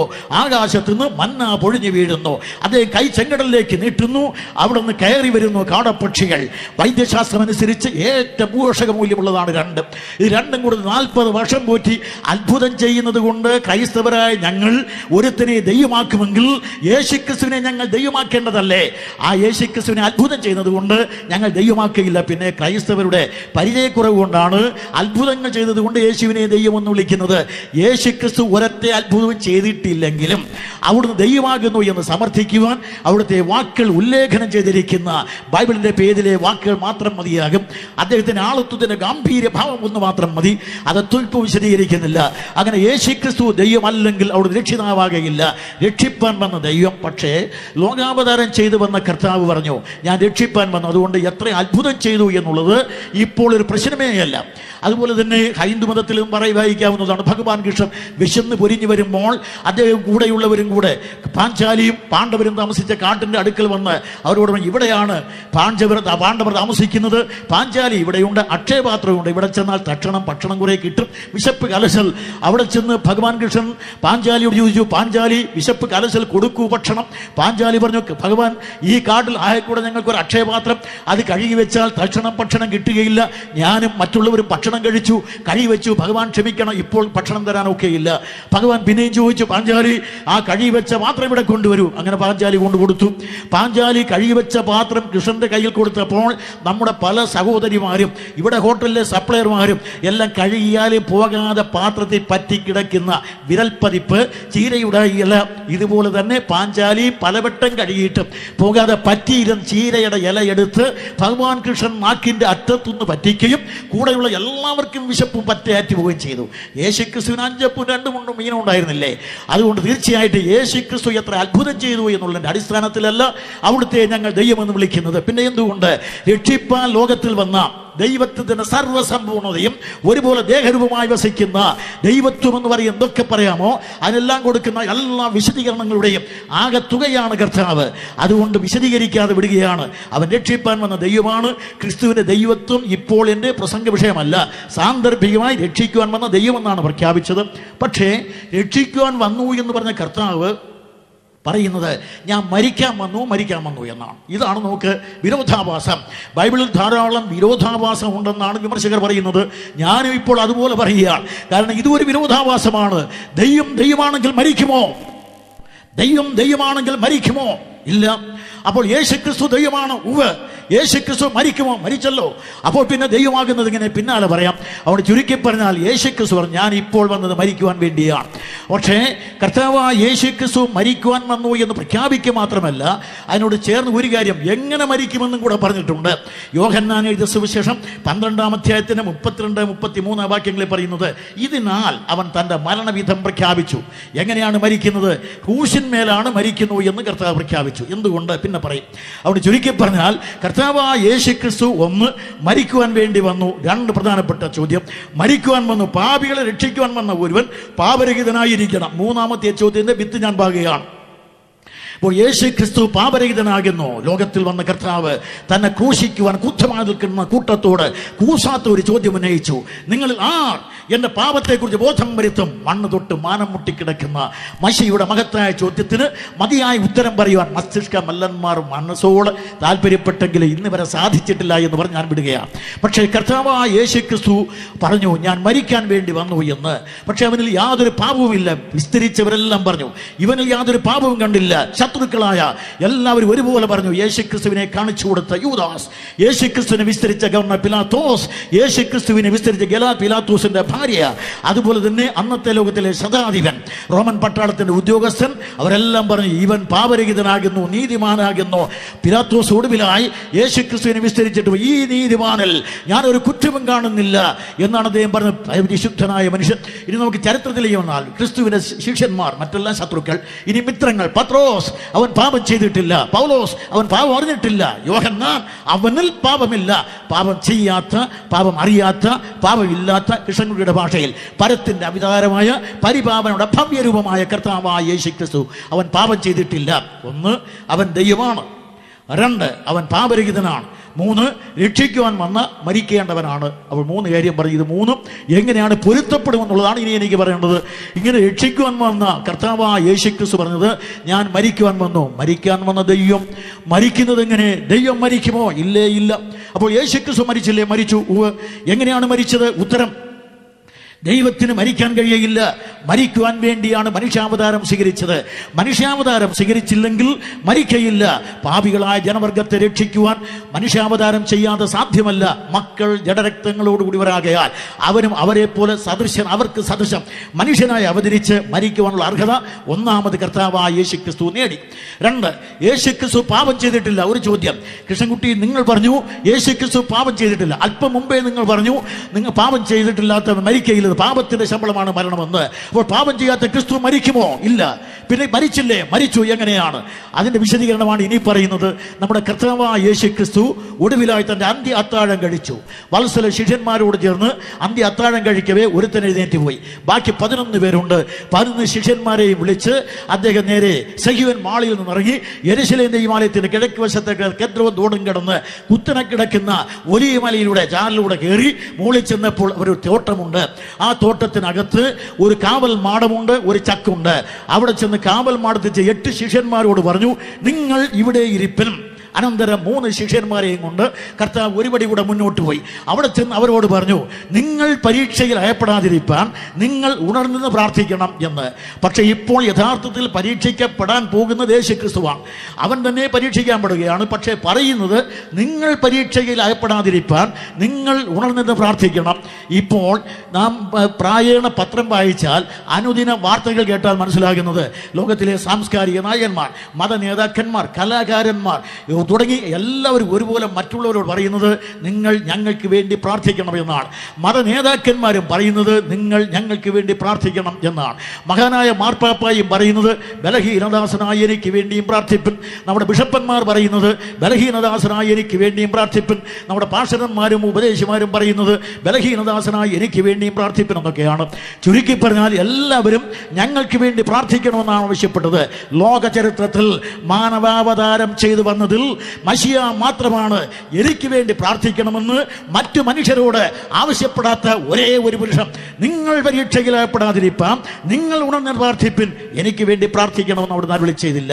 ഇങ്ങനെ കർത്താവ് അല്പം കൂടെ മുന്നോട്ട് ചെന്ന് അവിടെ മുട്ടുകൂത്തി അവിടെ പ്രാർത്ഥിക്കുവാൻ തുടങ്ങി. പ്രാർത്ഥിച്ചുകൊണ്ടിരിക്കുമ്പോൾ പവിത്രയുടെ പര്യായമായ കർത്താവായ യേശു ക്രിസ്തുവിന്റെ മേൽ ലോകത്തിന്റെ പാപം ഒന്നടങ്കം പെയ്തിറങ്ങിക്കൊണ്ടേയിരുന്നു. അങ്ങനെ മാനവശാദിയുടെ ജനിക്കുവാനുള്ള പുരുഷാന്തരത്തിന് മുഴുവൻ പാപവും അവന് മേൽ പെയ്തിറങ്ങിക്കൊണ്ടേയിരുന്നു. പാപം പെയ്തിറങ്ങി വന്നപ്പോൾ ദൈവപുത്രനായ യേശു ക്രിസ്തു ക്ഷീണിതനായി ആ അലറി വരുന്ന ആഴി കണ്ട് അമ്പരന്ന് പോകാത്ത ആ ഞാഞ്ഞം വിട്ടിട്ട് വരുന്ന പ്രചണ്ഡവാദം കണ്ട് പ്രശാന്തതയിൽ അവയെല്ലാം പ്രതിഷ്ഠിച്ച മരിച്ച ശവങ്ങളെ തന്റെ നേരെ കൊണ്ടുവന്നാൽ അവയെല്ലാം ജീവിച്ചെഴുന്നേൽപ്പിച്ച് വിട്ട കർത്താവ് ഇപ്പോൾ തന്റെ മേൽ പാപം ഒരുപോലെ ചുമത്തപ്പെട്ടപ്പോൾ അവിടുന്ന് ഏതാണ്ട് പരീക്ഷീണിതനായി വന്നു. പ്രവാചകനായ യേശയ്യാ പണ്ടേ പറഞ്ഞതാണ്, യഹോവ നമ്മുടെ എല്ലാവരുടെയും അതിക്രമം അവന്റെ മേൽ ചുമത്തി, പാപം ചുമത്തിയ നിമിഷം. അങ്ങനെ കർത്താവായ യേശു ക്രിസ്തു പാപം ചുമത്തപ്പെട്ടപ്പോൾ ഒന്ന് ബലഹീനരായ മനുഷ്യവർഗത്തെ രക്ഷിക്കുവാൻ, അവർക്ക് സദൃശമായി തീരുവാൻ അവൻ ബലഹീനനായി. 2, അവൻ ഇപ്പോൾ പാപം ചുമത്തപ്പെട്ടപ്പോൾ പാപമാക്കപ്പെട്ടു. അപ്പോൾ പാപം ചെയ്യാത്ത ക്രിസ്തു മരിക്കുമോ? ഉത്തരം, പാപമാക്കപ്പെട്ടതിനാൽ മരിക്കാനുള്ള അർഹത നേടി. 1, ദൈവം മരിക്കയില്ല, മനുഷ്യാവതാരം കൊണ്ട് മരിക്കുവാനുള്ള അർഹത നേടി. 2, പാപം ചെയ്യാത്ത ക്രിസ്തു മരിക്കുമോ? ഇല്ല. ഇപ്പോൾ പാപം ചുമത്തപ്പെട്ടപ്പോൾ മരിക്കാനുള്ള അർഹത കർത്താവ് നേടുകയുണ്ടായി. പാപമാക്കപ്പെട്ടു. പാപം അറിയാത്തവന് ദൈവം അവനിൽ നാം ദൈവത്തിന്റെ നീതിയാകേണ്ടതിന് പാപമാക്കിയിരിക്കുന്നു. അങ്ങനെ കർത്താവ് പാപമാക്കപ്പെട്ടാണ് ഗത്സമനയിൽ നിന്ന് പുറത്തു വരുന്നത്. ഗത്സമനയിൽ നിന്ന് പുറത്തു വന്ന കർത്താവായ യേശു ക്രിസ്തു വരുമ്പോൾ വടിയും ദീപട്ടികളും എന്തിയ പുരുഷാരം, വമ്പിച്ച പുരുഷാരം, റോമൻ പടയാളികൾ, അതുപോലെ തന്നെ യഹൂദ മതത്തിന്റെ കാവൽ പടയാളികൾ, 2 കൂട്ടരും കൂടെ ദീപട്ടികൾ, വാളും വടിയും ഒക്കെ ആയിട്ട് വന്നു. യേശു ക്രിസ്തു, നിങ്ങൾ ആരെ തിരയുന്നു? നസറായനായ യേശുവിനെ. ഞാൻ തന്നെ. ഭീരുത്വം ഒരിക്കലും അവിടുത്തെ കീഴില്ല. ബലഹീനനായിട്ട് വന്നിട്ടും അവിടുത്തെ ബലം അവിടുന്ന് പ്രകടിപ്പിക്കുകയുള്ളൂ. നിങ്ങൾ ആരെ തിരയുന്നു? നസറായനായ യേശുവിനെ. അത് ഞാൻ തന്നെ. അധികാരമുള്ള ശബ്ദം, അധരപുടങ്ങൾ അടർന്നു വീണാൽ ആയുധവേണ്ടി വന്ന പടയണി ആയുധം നിലത്തിട്ട് അബോധാവസ്ഥയിൽ ആണ്ട് വീഴവേ ആർദ്രചിത്തനായ യേശു ക്രിസ്തു ആവർത്തിച്ച് ചോദിച്ചു, നിങ്ങൾ ആരെ തിരയുന്നു? നസറായനായ യേശുവിനെ. അത് ഞാൻ തന്നെ എന്ന് പറഞ്ഞില്ലയോ? എന്നെ പിടിച്ചുകൊള്ളുവിൻ, ഇവർ പോകട്ടെ. എന്നെ അനുഗമിക്കുന്ന വമ്പിച്ച ജനകോടികൾ വെറുതെ വിടപ്പെടണം. എന്നെ പിടിച്ചുകൊള്ളുക. പാപത്തിന്റെ പരിഹാരാർത്ഥം വന്ന, പാപത്തിന്റെ ബലിയാടായി വന്ന എന്നെ പിടിച്ചുകൊള്ളുവിൻ, ഇവർ പോകട്ടെ. കർത്താവ് പറഞ്ഞു. അവനെ അവർ പിടിക്കുകയുണ്ടായി, വിശദീകരിക്കുന്നില്ല. 3 മതകോടതികൾ, 3 സിവിക് കോടതികൾ കർത്താവ് വിസ്തരിക്കപ്പെട്ടു. ഇങ്ങനെ 6 കോടതികൾ വിസ്തരിക്കപ്പെട്ട കർത്താവ് ഒടുവിലായി വരികയാണ്. ഇപ്പോൾ ഞാൻ 2-3 ചോദ്യത്തിന് ഉത്തരം പറഞ്ഞു. ദൈവം മരിക്കുമോ? ഇല്ല. മനുഷ്യാവതാരം കൊണ്ട് യേശുക്രിസ്തു മരിക്കാനുള്ള അർഹത നേടി. രണ്ടാമത്, പാപമില്ലാത്തവൻ മരിക്കുമോ? മനുഷ്യാവതാരം മാത്രമല്ല, പാപം ചുമത്തപ്പെട്ട് മരിക്കുവാനുള്ള അർഹത നേടി. മൂന്നാമത്, കർത്താവായ യേശുക്രിസ്തു മനുഷ്യവർഗത്തെ രക്ഷിക്കുമ്പോൾ എങ്ങനെ മരിക്കണമെന്ന് കൂടെ പറഞ്ഞു. മരണവിധം കർത്താവ് പറഞ്ഞത്, ഞാൻ വന്നത് കുരിശന്മേൽ മരിക്കാൻ. ഇപ്പോൾ ഞാൻ യെരുശലേമിലേക്ക് പോകുന്നു, നിങ്ങളുടെ മൂപ്പന്മാരെന്നെ പിടിക്കും, അവരെന്നെ തല്ലും, അവരെന്നെ കൊല്ലും. ഞാനോ 3-ാം നാൾ ഉയർത്തു നിൽക്കും. അപ്പോൾ കർത്താവ് പറഞ്ഞത്, ഞാൻ ഇപ്പോൾ പോകും, നിങ്ങളെന്നെ പിടിക്കുമെന്നല്ല പറഞ്ഞത്, നിങ്ങളെന്നെ ക്രൂശിച്ചു കൊല്ലും. അപ്പോൾ യേശുക്രിസ്തുവിനെ ക്രൂശിച്ചു എന്നാണ് പറഞ്ഞിരിക്കുന്നത്. ക്രൂശിൽ മരിക്കുക എന്ന് പറഞ്ഞാൽ ക്രൂശ് മരണം നിന്ദ്യമാണ്. ബൈബിളിൽ തന്നെ കൊരിന്ത്യർക്ക് എഴുതിയ 1-ാം ലേഖനം 1-ാം അധ്യായത്തിന്റെ 22-23 വാക്യങ്ങളിൽ പറയുന്നത്, ക്രൂശ് മരണം യഹൂദനെ സംബന്ധിച്ച് ശാപവും ഇടർച്ചയുമാണ്. യഹൂദന്മാർക്ക് അത് ശാപവും ഇടർച്ചയുമാണെങ്കിൽ മറ്റുള്ളവർക്ക്, യവനന്മാർക്ക് അത് ഭോഷത്വമാണ്, റോമന് ബലഹീനമാണ്. പക്ഷേ ഇവിടെ ഒരു പ്രധാനപ്പെട്ട വസ്തുതയുണ്ട്. കർത്താവായ യേശുക്രിസ്തു ഇപ്പോൾ മരിക്കാൻ വന്നു എന്ന് പറയുമ്പോൾ ക്രൂശിൽ മരിക്കുമെന്നാണ് പറഞ്ഞത്. അപ്പോൾ യഹൂദന്മാർക്ക് ഇടർച്ചയും ശാപവുമായ, യവനന്മാർക്ക് ഭോഷത്വമായ, അതുപോലെ തന്നെ റോമാക്കാർക്ക് ബലഹീന, ലോകത്തിന് ത്യാജ്യമായ കുരിശ്. റോമാക്കാർ പറഞ്ഞു, ഒരു കുരിശ് അതാണോ നമ്മുടെ ചിന്തയിൽ നിന്ന് പോലും അകന്നു പോകട്ടെ, കുരിശിൽ മരിച്ച് മനുഷ്യനെ രക്ഷിക്കുക, ഭോഷത്വമെന്ന് യവനന്മാർ വിധി എഴുതി. പക്ഷേ ലോകജ്ഞാനത്തെ ഭോഷത്വമാക്കിയ ദൈവപുത്രനായ യേശു, ഞാൻ വന്നത് കുരിശിൽ മരിക്കണം. എന്തുകൊണ്ട് ക്രിസ്തു മരിക്കണം? ഇവിടെ ഒരു പ്രമേയത്തിന്റെ ചർച്ചയിൽ ഞാൻ അടുത്ത ഭാഗം പറയുന്നതിന് മുമ്പ് ഒരു വിശദീകരണം വേണം. എന്തുകൊണ്ട് യേശു ക്രിസ്തു ക്രൂശിൽ മരിക്കുന്നു? ഉത്തരം ഇതാണ്. യേശുക്രിസ്തു റോമൻ സാമ്രാജ്യത്തിൽ ജനിച്ചവനാണ്. റോമൻ സാമ്രാജ്യം ജനിക്കുക മാത്രമല്ല, ഒരുപക്ഷെ റോമൻ കൈസർ കരവും കൊടുത്തിട്ടുണ്ടാകാം. അങ്ങനെ റോമാ സാമ്രാജ്യ സീമയിൽ ജനിച്ചതുകൊണ്ട് അവിടുത്തെ റോമൻ പൗരനെന്ന് ഞാൻ പ്രഖ്യാപിക്കുന്നു. രണ്ടാമത്, അദ്ദേഹം യഹൂദ പരമ്പരയിൽ ജനിച്ചവനാണ്. അപ്പോൾ പ്രമാണമനുസരിച്ച് അദ്ദേഹം യഹൂദനുമാണ്. അപ്പോൾ യഹൂദന്മാരുടെ വിധി അനുസരിച്ച് അദ്ദേഹം ദൈവാലയത്തിലേക്ക് കരം കൊടുക്കണം. അപ്പോൾ അദ്ദേഹം റോമൻ കൈസർക്കും കരം കൊടുക്കണം, ദൈവാലയത്തിലേക്ക് യഹൂദ നിയമം അനുസരിച്ചും കൊടുക്കണം. ഇങ്ങനെ യഹൂദ പൗരനായ റോമൻ പൗരനാണ് നമ്മുടെ കർത്താവായ യേശുക്രിസ്തു. അവനെ ഗവർണർ പിലാത്തോസ് വിസ്തരിക്കുമ്പോൾ കർത്താവായ യേശുവിനെ കുറിച്ച് അവർ വിധി പറഞ്ഞത് ക്രൂശിക്കണം എന്നാണ്. മറ്റൊരു ദൃഷ്ടാന്തം പറയാം. റോമൻ പൗരനെന്ന് അവകാശപ്പെട്ട പൗലൂസിനെ ഒരിക്കൽ ഫിലിപ്പിയിൽ വെച്ച് പിടിക്കുകയുണ്ടായി. പിടിച്ചപ്പോൾ അവൻ ഉടനെ ചോദിച്ചത് ഇങ്ങനെയാണ്, വിസ്താരം കഴിയാത്ത റോമാ പൗരനായ എന്നെ നിങ്ങൾ കോലുകൊണ്ട് അടിച്ച് വെറുതെ വിടുന്നുവോ? ഉടനെ റോമൻ ജയിലർ പറഞ്ഞു, അറിയാതെ ചെയ്തത് അവതാ പറഞ്ഞ് രക്ഷപ്പെടുകയുണ്ടായി. അനന്തരം അദ്ദേഹത്തെ പിന്നൊരിക്കൽ റോമൻ ശതാധിപൻ പിടിക്കുകയുണ്ടായി. പിടിച്ച അദ്ദേഹത്തിന്റെ കൈ വാറുകൊണ്ട് കെട്ടി അദ്ദേഹം ചാട്ടുകൊണ്ട് അടിക്കാൻ തുടങ്ങിയപ്പോൾ പറഞ്ഞു, വിസ്താരം കഴിയാത്ത റോമാ പൗരനായ എന്നെ നിങ്ങൾ എന്തുകൊണ്ട് വാറുകൊണ്ട് കെട്ടുന്നു, ചാട്ടുകൊണ്ട് അടിക്കുന്നു? റോമൻ ശതാധിപൻ ഭയപ്പെടുകയും സഹസ്രാധിപനോട് പറയും. അദ്ദേഹം ഒടുവിൽ ക്ഷമാപണം ചെയ്ത് റോമൻ പൗരനെ വിടുകയും ചെയ്തു. ചുരുക്കി പറഞ്ഞാൽ, റോമൻ പൗരനെ വാറുകൊണ്ട് കെട്ടരുത്, ചാട്ടുകൊണ്ട് അടിക്കരുത്, കുരിശ് തറയ്ക്കരുത്. അതുപോലെ തന്നെ ഒരു യഹൂദനെ അവന്റെ പേരിൽ ഉന്നയിക്കപ്പെട്ട കുറ്റം, ക്രിസ്തു എന്ത് കുറ്റം ചെയ്തു എന്ന് മഹാപുരോഹിതൻ പറഞ്ഞത് ഇങ്ങനെ, ദൈവദൂഷണത്തിൽ ലേവ്യ പുസ്തകം പറയുന്ന കുറ്റം കല്ലെറിഞ്ഞു കൊല്ലാനാണ്. പക്ഷേ ഇനി കർത്താവായ യേശുക്രിസ്തുവിനെ വിസ്തരിക്കുന്ന ഗവർണർ പിലാത്തോസിന്റെ അടുക്കലേക്ക് ഞാൻ നിങ്ങളെ ആനയിക്കുകയാണ്. നമ്മുടെ കർത്താവായ യേശുക്രിസ്തു മതകോടതികളിൽ വിസ്തരിക്കപ്പെട്ടു. 6-ാമത്തെ കോടതി, ആ സിവിൽ കോടതിയിൽ വിസ്തരിക്കപ്പെട്ട കർത്താവ് ഇപ്പോൾ പിലാത്തോസിന്റെ ഒരു ആഗ്രഹം എങ്ങനെയെങ്കിലും വിട്ടയക്കണം. കാരണം അവൻ കുറ്റം ഒന്നും ചെയ്തിട്ടില്ലെന്ന് മനസ്സിലായി. പക്ഷേ യഹൂദന്മാർ അദ്ദേഹത്തെ ക്രൂശിക്കണമെന്നാണ് ആവശ്യപ്പെടുന്നത്. അങ്ങനെ പിലാത്തോസ് വിചാരിച്ചു, യഹൂദന്മാരുടെ നിയമാവലി അല്ലാതെ റോമ ശിക്ഷയനുസരിച്ച് ഇവനെ ശിക്ഷിക്കാമെന്ന്. അപ്പോൾ യഹൂദന്മാരുടെ നിയമാവലി അനുസരിച്ചുള്ള 140 അടിക്ക് പകരം റോമൻ അടികളാണ് അദ്ദേഹം വിധിച്ചത്. അങ്ങനെ റോമൻ പടയാളികൾ റോമൻ നയപ്രകാരം അവനെ അന്തോണിയ കോട്ടയ്ക്കകത്ത് കൊണ്ടുവന്ന് അടിക്കുകയുണ്ടായി. ആ റോമൻ ചരിത്രമനുസരിച്ച് ആ റോമൻ പടയാളികൾ മാറി മാറി നമ്മുടെ കർത്താവിനെ അവർ അടിക്കുകയുണ്ടായി. അടിക്കുവാൻ ചാട്ട, ഫാഷൻ ഓഫ് ക്രൈസ്റ്റ് നിങ്ങൾ കണ്ടിട്ടുള്ളവർക്ക് അറിയാം. ആ ചാട്ടയ്ക്ക് അനേക ശാഖകൾ, ഉപശാഖകൾ. ഓരോ ചാട്ട അഗ്രത്തിലും വെട്ടിയെടുത്ത ചിത്രശലഭ ആകൃതിയിലുള്ള തകടുകളും അസ്ഥി കഷണങ്ങളും എല്ലും കോലും ഒക്കെ ഉണ്ടായിരിക്കും.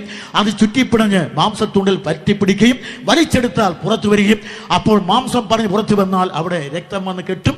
കുറെ കഴിഞ്ഞ് നീല നിറം വരും, പിന്നെ വെള്ളം കെട്ടും, ശരീരം ചീർത്ത് വലുതാകും. അങ്ങനെ കുറെ കഴിഞ്ഞപ്പോൾ അങ്ങനെ യേശു മുൾക്കിരീടവും ധൂമ്രവസ്ത്രവും ധരിച്ച് പുറത്തു വന്നു എന്നാണ് എഴുതിയിരിക്കുന്നത്. അപ്പോൾ അങ്ങനെ യേശു എന്ന് പറഞ്ഞ റോമൻ പടയാളികളാൽ അടിക്കപ്പെട്ട് ഒരുപക്ഷെ അടിയേറ്റ പാടുകളിൽ നിന്ന് ചുടുനണം ഒഴുകവേ നീലിമയാർന്ന ശരീരം, അതുപോലെ തന്നെ വടുക്കളിൽ നിന്ന് ചുടുനണം ഒഴുകുക, അതോടൊപ്പം നീര് കൊണ്ട് ചീർത്ത ശരീരം, അങ്ങനെ പുറത്തു വന്ന കർത്താവായ യേശു ക്രിസ്തു വന്നുകൊണ്ടിരിക്കുമ്പോൾ തന്നെ ഒരു റോമൻ പടയാളി മുള്ളുകൊണ്ടൊരു കിരീടം മടഞ്ഞ് തലയിൽ വെച്ച് ഒരടി കൂടെ അടിച്ചിട്ട് യഹൂദന്മാരുടെ രാജാവല്ലേ ഇരിക്കട്ടെ കിരീടം. മറ്റൊരുത്തൻ പറഞ്ഞു എന്നാൽ ഒരു ചെങ്കോലും ഇരിക്കട്ടെ. ആ ചെങ്കോലും കൊടുത്ത് ഒരടിയും കൂടെ. പിന്നെ അവർ അടിച്ചു തന്നെ പിലാത്തോസിന്റെ അടുക്കൽ അണയിച്ചു. അങ്ങനെ യേശു ക്രിസ്തു മുൾക്കിരീടം ധരിച്ച് ഞാങ്ങണ ചെങ്കോൽ പഠിച്ച് അർദ്ധനഗ്നനായി ആപാദ ചുടം കൊണ്ട് അടികളിൽ നിന്ന് ചുടലൊടുക്കുന്നവനായി പിലാത്തോസിന്റെ കൽത്തളം, ആ കൽത്തളം ചോരക്കുളം, ആ ചോരക്കുളത്തിൽ പ്രതിബിംബിച്ച് നിൽക്കുന്ന നസറായനായ യേശു ക്രിസ്തുവിനെ കണ്ടിട്ട് പിലാത്തോസ് ആ മനുഷ്യനിതാ വിശദീകരിക്കാൻ സമയം പോരാ, ഒരുപക്ഷെ ഞാൻ ചുരുങ്ങി ഇങ്ങനെ പറയാം. ആ മനുഷ്യനിതാ യവനന്മാരെ കാലങ്ങൾ കൊണ്ട് അരിസ്റ്റോട്ടിൽ, അദ്ദേഹത്തിന്റെ ഗുരുവായ പ്ലേറ്റോ തുടങ്ങിയുള്ളവർ അന്വേഷിച്ച ആ ഫിലോസഫർ കിങ്, ജെന്റിൽമാൻ അരിസ്റ്റോട്ടിൽ, നീ കണ്ടുപിടിക്കാൻ ശ്രമിച്ച ആ ജെന്റിൽമാൻ ഒരുപക്ഷെ കാലം ഇപ്പുറത്താണെങ്കിൽ നീക്ഷേ പറഞ്ഞ ആ സൂപ്പർമാൻ, ആ മനുഷ്യനിതാ ഒരു മനുഷ്യൻ എങ്ങനെ ഇരിക്കണം, നടക്കണം, ഉറങ്ങണമെന്നൊക്കെ എഴുതി വെച്ചു അരിസ്റ്റോട്ടിൽ. ആ നല്ല മനുഷ്യൻ അവതരിപ്പിക്കാൻ കഴിഞ്ഞില്ല. പക്ഷേ പിലാത്തോസ് ചൂണ്ടിക്കാണിച്ചതാ ആ നല്ല മനുഷ്യൻ. നൂറ്റാണ്ടുകൾക്ക് മുമ്പ് ഒരു നല്ല മനുഷ്യനെ തെരഞ്ഞുപിടിച്ച് കണ്ടെത്താൻ കഴിയാത്ത പരാജയപ്പെട്ടു പോയ പ്രാചീന ഗ്രീസിലെ അക്കാഡമികളിൽ പഠിച്ച് തേറി വന്ന ആ യവനായ പണ്ഡിത ലോകത്തെ അഭിസംബോധന ചെയ്തുകൊണ്ട് മറ്റൊരു ഗ്രേക്കനായ ലൂക്കോസ്, വേറൊരു ഗ്രേക്കനായ തെയോഫിലോസ് പോലെ തികഞ്ഞ മനുഷ്യനെ കണ്ടാലും അവനാണ് നസ്രായനായ യേശു. ഇപ്പോൾ റോമൻ ഗവർണർ പിലാത്തോസ് ചൂണ്ടിക്കാണിച്ചു ആ മനുഷ്യൻ ഇതാ, ഇതിനപ്പുറം വിശദീകരിയ തികവുറ്റ കിടയറ്റ സമ്പൂർണനായ ആ മനുഷ്യൻ, പാപരഹിതമായ പവിത്രമായ പരത്തിന്റെ അവതാരം ആ മനുഷ്യൻ ഇതാ. മറുവശത്ത് നിന്നുകൊണ്ട് വേറൊരു വാക്ക് കേൾക്കാം, ഇവൻ ദൈവമാണ്, ദൈവപുത്രനാണ്. ഞാൻ പിന്നാലെ പറയും. അതുകൊണ്ട് പ്രിയ സഹോദരന്മാരെ, ഇങ്ങനെ കർത്താവായ യേശു ക്രിസ്തു മനുഷ്യവർഗത്തെ രക്ഷിക്കുവാൻ വന്നു. മുൾക്കിരീടം ധരിച്ച് ഞാങ്ങണ ചെങ്കോൽ ധരിച്ച് ആപാദ ചൂടം കൊണ്ട് അടികൾ കൊണ്ട് നിന്ന് പിലാത്തോസ് ന്യായമായി വരച്ചു. ഈ കോലത്തിൽ യേശുവിനെ കണ്ടാൽ യഹൂദന്മാർ ചിന്തിക്കും ഇതിനെ വെറുതെ വിട്ടേക്കാമെന്ന്. അതിനാണ് ഇങ്ങനെയൊക്കെ ചെയ്തത്. പക്ഷെ എന്ത് ചെയ്യാം, മതത്തിനുണ്ടോ മനസാക്ഷി? ഏതെങ്കിലും കാലത്ത് മതത്തിന് മനസാക്ഷി ഉണ്ടായിട്ടുണ്ടോ? മനസാക്ഷിയില്ലാത്ത ഈ മതമുണ്ടല്ലോ, ആ മതം പ്രഖ്യാപിച്ചത് അവനെ ക്രൂശിക്കുക. പിലാത്തോസ്, ഇവനെ ഞാൻ വിസ്തരിച്ചു, ഒരു കുറ്റവും കണ്ടില്ല. പിലാത്തോസ്, ഇവനെ ക്രൂശിക്കുക, ഇവന് കുറ്റം കാണുന്നില്ല. യഹൂദന്മാർ അവനെ ക്രൂശിക്കുക. പിലാത്തോസ് ഹേരോദാവിനെ വിസ്തരിച്ചു, ഒരു കുറ്റവും കണ്ടില്ല. യഹൂദന്മാർ അവനെ ക്രൂശിക്കുക. പിലാത്തോസ് ഉത്സവത്തൊരുത്തിനെ വിട്ടുതരുന്ന പഠിതമുണ്ട്. ഇവിടെ ഇതാ ബർബാസ്, ഇവിടെ ഇതാ ക്രിസ്തു. ആരെ വിട്ടുതരണം? യഹൂദന്മാർ. ബർബാസിനെ വിട്ടുതരിക പിലാത്തോസ്. എന്നാൽ ക്രിസ്തു എന്ന യേശുവിനെ എന്ത് ചെയ്യണം? യഹൂദന്മാർ അവനെ ക്രൂശിക്കുക. പിലാത്തോസ്, ഇവൻ ചെയ്ത ദോഷമെന്ത്? യഹൂദന്മാർ അവനെ ക്രൂശിക്കുക.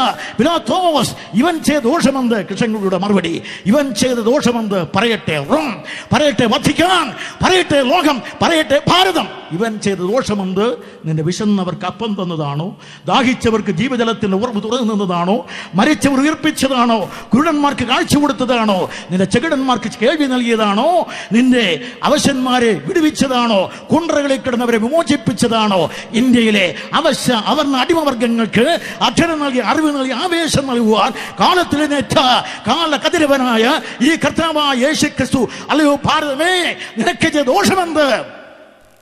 ഇവൻ ചെയ്ത ദോഷമെന്ത്? കൃഷ്ണങ്ങളുടെ മറുപടി, ലോക മനസാക്ഷിയുടെ നീട്ടിപ്പിടിച്ച ദൈവനീതിയുടെ കുന്തമുന, ആ കുന്തമുന നിന്റെ നേരെ ചൂണ്ടു നിൽക്കുകയാണ്.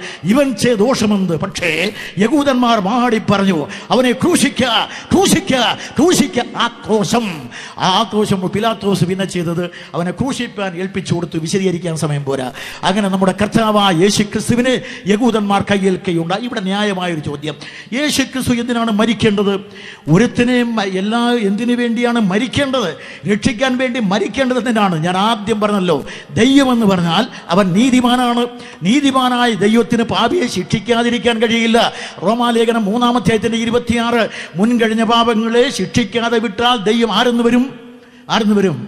ദൈവം എനിക്ക് അറിഞ്ഞിട്ട് തന്നെയാണ് ചോദിക്കുന്നത്, ഉത്തരം നിങ്ങളോട് ചോദിക്കുന്നതല്ല. അതുകൊണ്ട് ഇവിടെ പറഞ്ഞത്, ദൈവം മുൻകഴിഞ്ഞ പാപങ്ങളെ ശിക്ഷിക്കാതെ വിട്ടാൽ ദൈവം ആരാകും?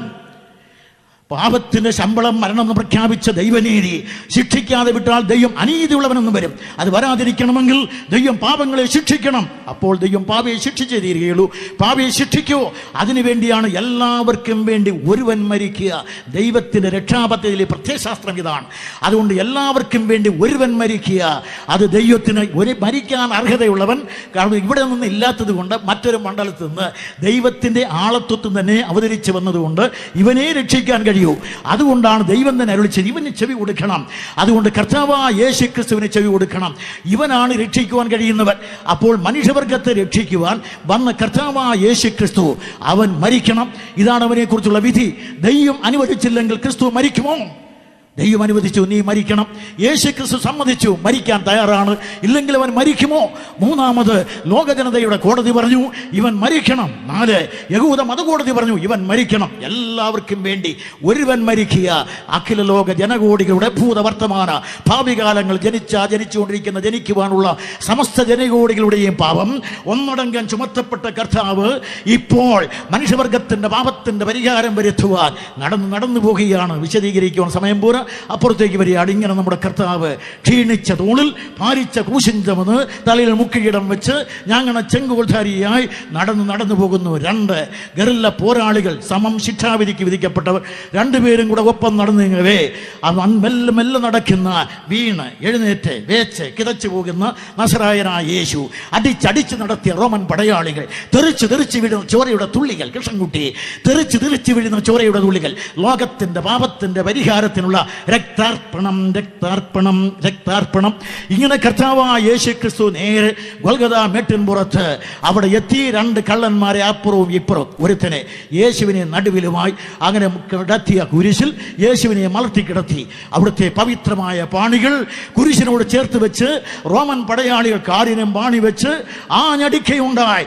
ആഞ്ഞടിച്ചപ്പോൾ പ്രിയ സ്നേഹിതരെ അനേകം ആളിലൂടെ വിശപ്പടക്കുവാൻ അപ്പം നുറുക്കിക്കൊടുത്ത അനുഗ്രഹീതമായ സമ്പുഷ്ട പാണികളിൽ വിശപ്പടക്കുവാൻ അനുമതിയായ അനുഗ്രഹീത പാണികളിൽ കുഷ്ഠരോഗികളെ സൗഖ്യമാക്കിയ സംശുദ്ധ പാണികളിൽ അനേക രോഗികളെ സൗഖ്യമാക്കിയ സൗഖ്യദായക പാണികളിൽ കുരുടന്റെ കണ്ണ് കാഴ്ച കൊടുക്കുവാൻ ചേറുകുടച്ച ആ ഹസ്തങ്ങളിൽ റോമൻ പടയാളി കാരിരുമ്പിന്റെ ആണി വെച്ച് ആഞ്ഞടിച്ചപ്പോൾ ഉണ്ടായതായ ശബ്ദമല്ലേ 2000 ആണ്ടുകൊണ്ട് നമ്മുടെ പള്ളി മണികളിലൂടെ മുഴങ്ങി കാലത്തിലൂടെ മുന്നേറി നമ്മുടെ കാതുകൾ ഇരച്ചുകൊണ്ടിരിക്കുന്നത്.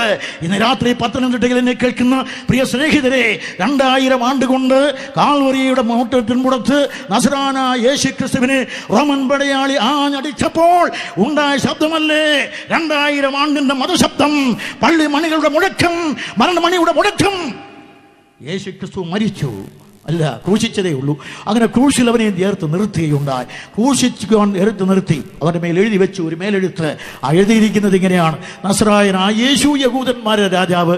ഇപ്പോഴും ഞങ്ങളുടെ യോഗം നടന്ന ചിലർക്ക് പ്രതിഷേധമുള്ളതുപോലെ അന്നും ചിലരൊക്കെ കൂടെ പ്രതിഷേധിച്ചു. ഇവൻ അങ്ങനെ പറഞ്ഞു എന്ന് എഴുതണം. പിലാത്തോസ് പറഞ്ഞു, ഞാൻ ഗവർണറാണ്, എഴുതി തന്നെയാണ്, നീ എന്ത് പറഞ്ഞു എന്ന് പറഞ്ഞ് വിടുകയും എഴുതി തന്നെയാണെന്ന് പറയുകയും ചെയ്തു. ആ മേലെഴുത്ത് അവിടെയുണ്ട്. ലൂക്കോസ് പറയുന്നത് കടന്നു പോകുന്നവരെല്ലാം യേശുവിനെ ക്രൂശിച്ച ആ സ്ഥലം നഗരത്തിന് സമീപമാകയാൽ കടന്നു പോകുന്നവരെല്ലാം ഈ മേലെഴുത്ത് വായിച്ചു. കൃഷ്ണൻകുട്ടിയുടെ വ്യാഖ്യാനം, കടന്നു പോകുന്നവരെല്ലാം ഈ മേലെഴുത്ത് വായിക്കും. 3 ഭാഷകൾ, എബ്രായ, റോമായവന. മതത്തിന്റെ ഭാഷ എബ്രായ, റോമാഭവന ഭാഷ, അത് രാഷ്ട്രത്തിന്റെ ഭാഷ, അത് കഴിഞ്ഞ് യവനായ ഭാഷ, ശാസ്ത്രത്തിന്റെ ഭാഷ, തത്വചിന്തയുടെ ഭാഷ. 3 ഭാഷയിലും കൂടെ വായിക്കാവുന്ന ഒറ്റ മേലെഴുത്ത് നസറായനായ യേശു യഹൂദന്മാരുടെ രാജാവ്. ഏതവനും വായിക്കണം. കടന്നു പോകുന്ന എല്ലാവരും കാലപ്പെരുവഴിയിലൂടെ കടന്നു പോകുന്നവനെല്ലാം വായിക്കുവാൻ കാൽവറിയിലെ ക്രൂശിൽ, കുന്നിന്റെ മുകളിൽ, നാട്യകുരിശിന്റെ മുകളിൽ കനകലിപികൾ അങ്കിതമായിരിക്കുന്ന ഈ മേലെഴുത്ത് വായിക്കാതെ ഒരുത്തൻ പോലും ഇവിടം വിട്ടു പോകുകയില്ല. നീ ആസ്തികനാണോ നാസ്തികനാണോ, നീ ക്രിസ്തു വിദ്വേഷിയാണോ സ്നേഹിതനാണോ, വിശ്വാസിയാണോ അവിശ്വാസിയാണോ, കൃഷ്ണൻകുട്ടി ചോദ്യമില്ല. ഈ ലോകത്തിലൂടെ കടന്നു വന്ന് പോയെങ്കിൽ നീ ഇത് കേൾക്കണം, ഇത് വായിക്കണം. വിടുകയാണ് ഇവിടെ. അങ്ങനെ എല്ലാവരും മേലെഴുത്ത് വായിച്ചു. യേശു ക്രിസ്തു കാൽവറിയിലെ ക്രൂശിൽ ഉറക്കെ നിലവിളിച്ചു. നസറായനായ യേശുവിന്റെ ഉറച്ച നിലവിളി, എന്റെ ദൈവമേ എൻ്റെ ദൈവമേ നീ എന്നെ കൈവിട്ടതെന്ത്? യേശുവിൻ്റെ ഉറച്ച നിലവിളി, ആ ഉറച്ച നിലവിളി മത്തായി രേഖപ്പെടുത്തിയിട്ടുണ്ട്. ആ ഉറച്ച നിലവിളിയിൽ കുലുങ്ങാത്ത ഭൂമിയില്ല, ആ ഉറച്ച നിലവിളിയിൽ കീറാത്ത പാറയില്ല, ആ ഉറച്ച നിലവിൽ ദൈവാലയത്തിന് തിരശ്ശീല, സ്വർഗത്തിലെ ദൈവത്തിന് ഭൂമിയിൽ പ്രതിഷ്ഠിച്ച ഒരേ ഒരു ദൈവാലയം യെരൂശലേം. ആ യെരൂശലേം ദൈവാലയത്തിന് പവിത്രമായ തിരശ്ശീല, ഇഞ്ച് കണക്കിന് കട്ടിയുള്ള ഈ തിരശ്ശീല മേൽതൊട്ട് അടിയ 2 ചീന്തിപ്പോയി, എല്ലാ അടിയോട് ചീന്തിപ്പോയി, 2 ചീന്തി. കർത്താവായ യേശു ക്രിസ്തു പിന്നെ ഉറക്കെ നിലവിളിച്ചു, ദേശത്തെല്ലാം ഇരുട്ടുണ്ടായി.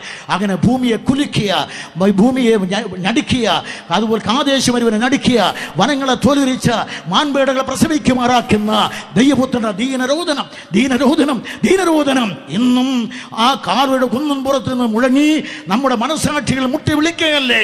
എന്നെ കേൾക്കുന്ന പ്രിയ സ്നേഹിതരെ, ദൈവപുത്രൻ കാൽവരിയിലെ ക്രൂശിൽ മരിക്കുമ്പോൾ മറ്റൊരു ശബ്ദം കേൾക്കാം, നീ ഇസ്രായേൽ രാജാവാണെങ്കിൽ ക്രൂശിൽ നിന്നിറങ്ങി വന്നാൽ വിശ്വസിക്കാം.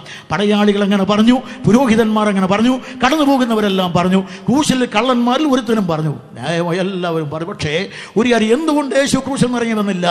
ഒരുപക്ഷെ അനവധിയായിരിക്കുന്ന അത്ഭുതങ്ങൾ കണ്ട് വിസ്മയിപ്പിച്ച നസറായനായ യേശു ക്രിസ്തുവിനെ, മരിച്ചവരെ മടക്കി വരുത്തുവാൻ കഴിഞ്ഞ നസറായനായ യേശു ക്രിസ്തുവിന് ഈ മതത്തിൻ്റെ മനസാക്ഷി അനുസരിച്ചുള്ളതല്ലാത്ത ഈ ചോദ്യത്തിന് ഉത്തരം പറയുവാൻ മരക്കുരിശിൽ നിന്ന് മടങ്ങി വരുവാൻ കഴിയുമായിരുന്നോ?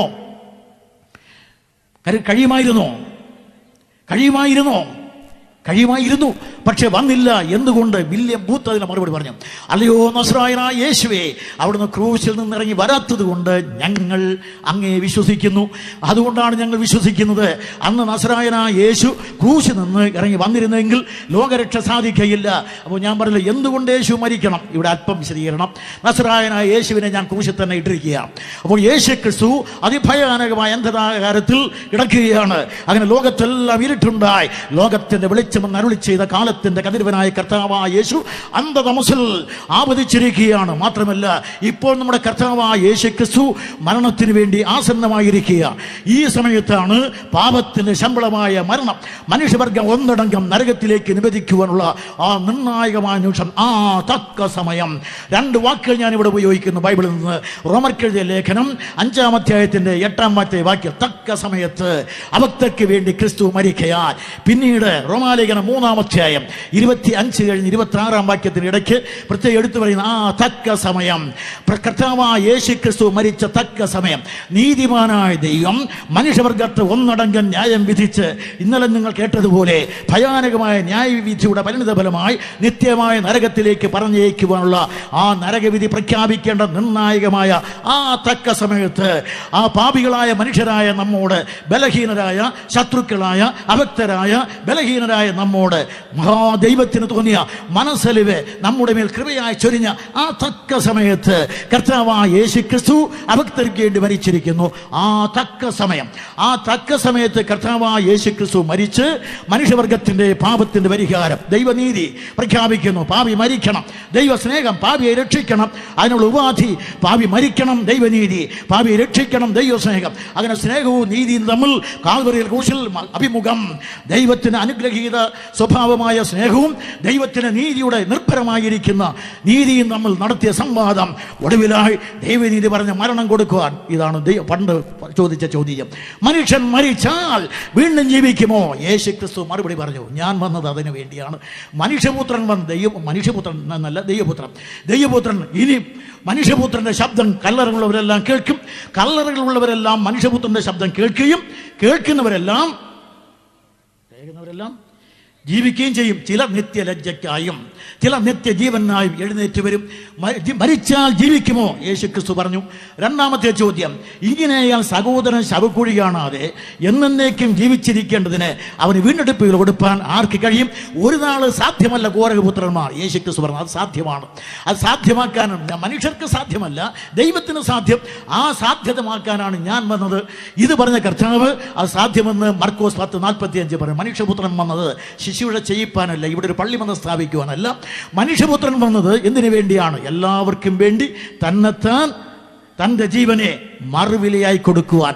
എന്ത് മറുവില കൊടുക്കും? യേശു പറഞ്ഞു, അതിന് പറ്റിയതായ ജീവൻ ഈ മനുഷ്യവർഗത്തിനില്ലായകയാൽ ജീവസമ്പൂർണതയായ, ജീവനാഥാവായ, ജീവന്റെ പ്രദായകനായ, ജീവന്റെ സൃഷ്ടാവായ ഞാൻ തന്നെ യാഗമായി ദൈവനീതിയെ പ്രസാദിപ്പിക്കുകയാണ്. അങ്ങനെ വാൾ ഉണരുക. പണ്ട് പ്രഖ്യാപിച്ചതാണ് വാളെ ഉണരുക, നീ വാളെ ഉണരുക. ആ വാള് ഉണരുകയുണ്ടായി, വെട്ടുക, വാൾ വെട്ടുകയുണ്ടായി. ദൈവപുത്രന്റെ കഴുത്തിൽ ആഞ്ഞു പതിച്ച നീതിയുടെ കഠോര ഖഡ്ഗം. അതാണ് യേശു ക്രിസ്തു ഉറക്ക നിലവിളിക്കുവാൻ കാരണം. അങ്ങനെ ക്രിസ്തു കാൽവരിയിലെ ക്രൂശിൽ മരിച്ച് ദൈവനീതിയെ പ്രസാദിപ്പിക്കുകയുണ്ടായി. ദൈവനീതിയെ പ്രസാദിപ്പിച്ച രക്ഷകനായതുകൊണ്ട് ഇവൻ രക്ഷിക്കുവാൻ കഴിയുന്നവരാണ്. വിശദീകരിക്കുന്നില്ല. ഇനി ഞാൻ ഏതാനും മിനിറ്റുകൾ കൊണ്ട് ഒരു പോയിന്റിലൂടെ പറയണം. അങ്ങനെ ക്രിസ്തു മരിച്ചു. ചരിത്രമനുസരിച്ച് നാം അറിയുന്നത് പോലെ AD 30 ഏപ്രിൽ മാസം 7-ാം തീയതി വെള്ളിയാഴ്ച ഏകദേശം 3:30 മണിയായപ്പോൾ നമ്മുടെ കർത്താവായ യേശു ക്രിസ്തു കാൽവരിയിലെ ക്രൂശിൽ കള്ളരുടെ നടുവിൽ കാരിരുമ്പാണികളിൽ കതറി കതറി കതറി നിലവിളിച്ച് അവൻ ഉറക്കെ നിലവിളിച്ച് പ്രാണനെ വിടുകയുണ്ടായി. യേശു ഒടുവിലായി പറഞ്ഞ വാക്ക് നിവൃത്തിയായി. അല്ലയോ മതങ്ങളെ, മാനവ രക്ഷാകർമ്മത്തിൽ നിങ്ങൾ ഇതുവരെ അനുഷ്ഠിച്ചു വന്നിരുന്ന എല്ലാ കർമ്മങ്ങളും പരാജയപ്പെട്ടപ്പോൾ രക്ഷാകർമ്മം ഇതാ നിവൃത്തിയായി. യേശു പറഞ്ഞു നിവൃത്തിയായി.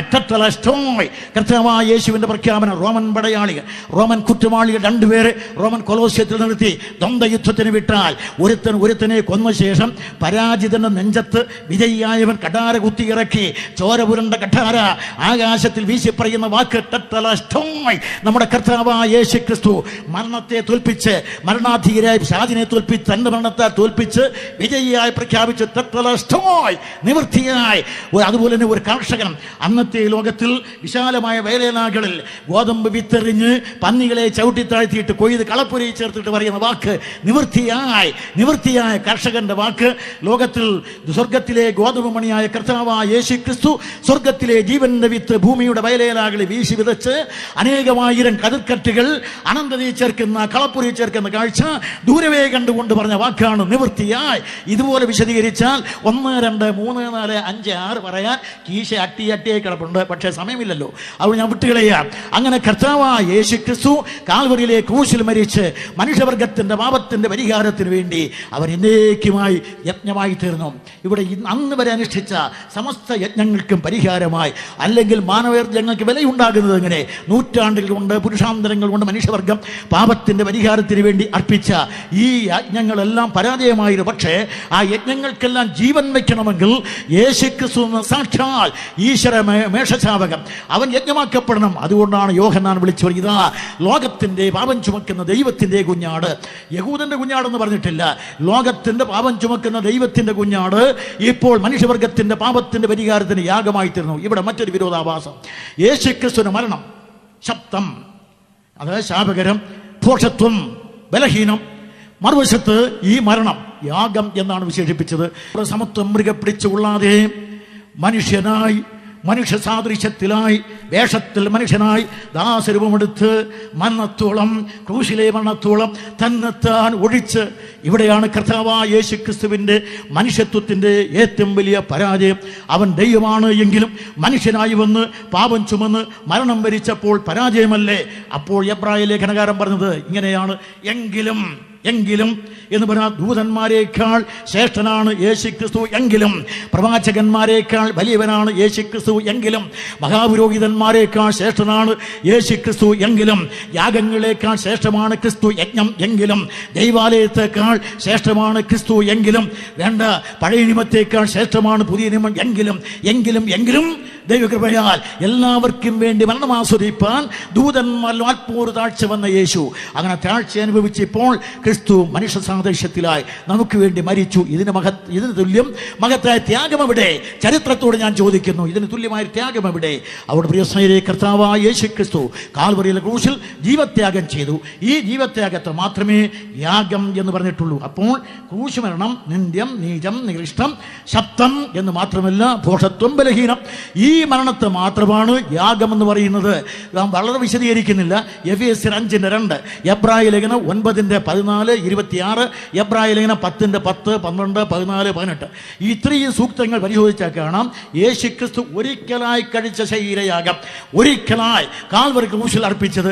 ഈ യാഗത്തെ സവിശേഷിപ്പിക്കുന്നത് മറ്റൊരർത്ഥത്തിലാണ്.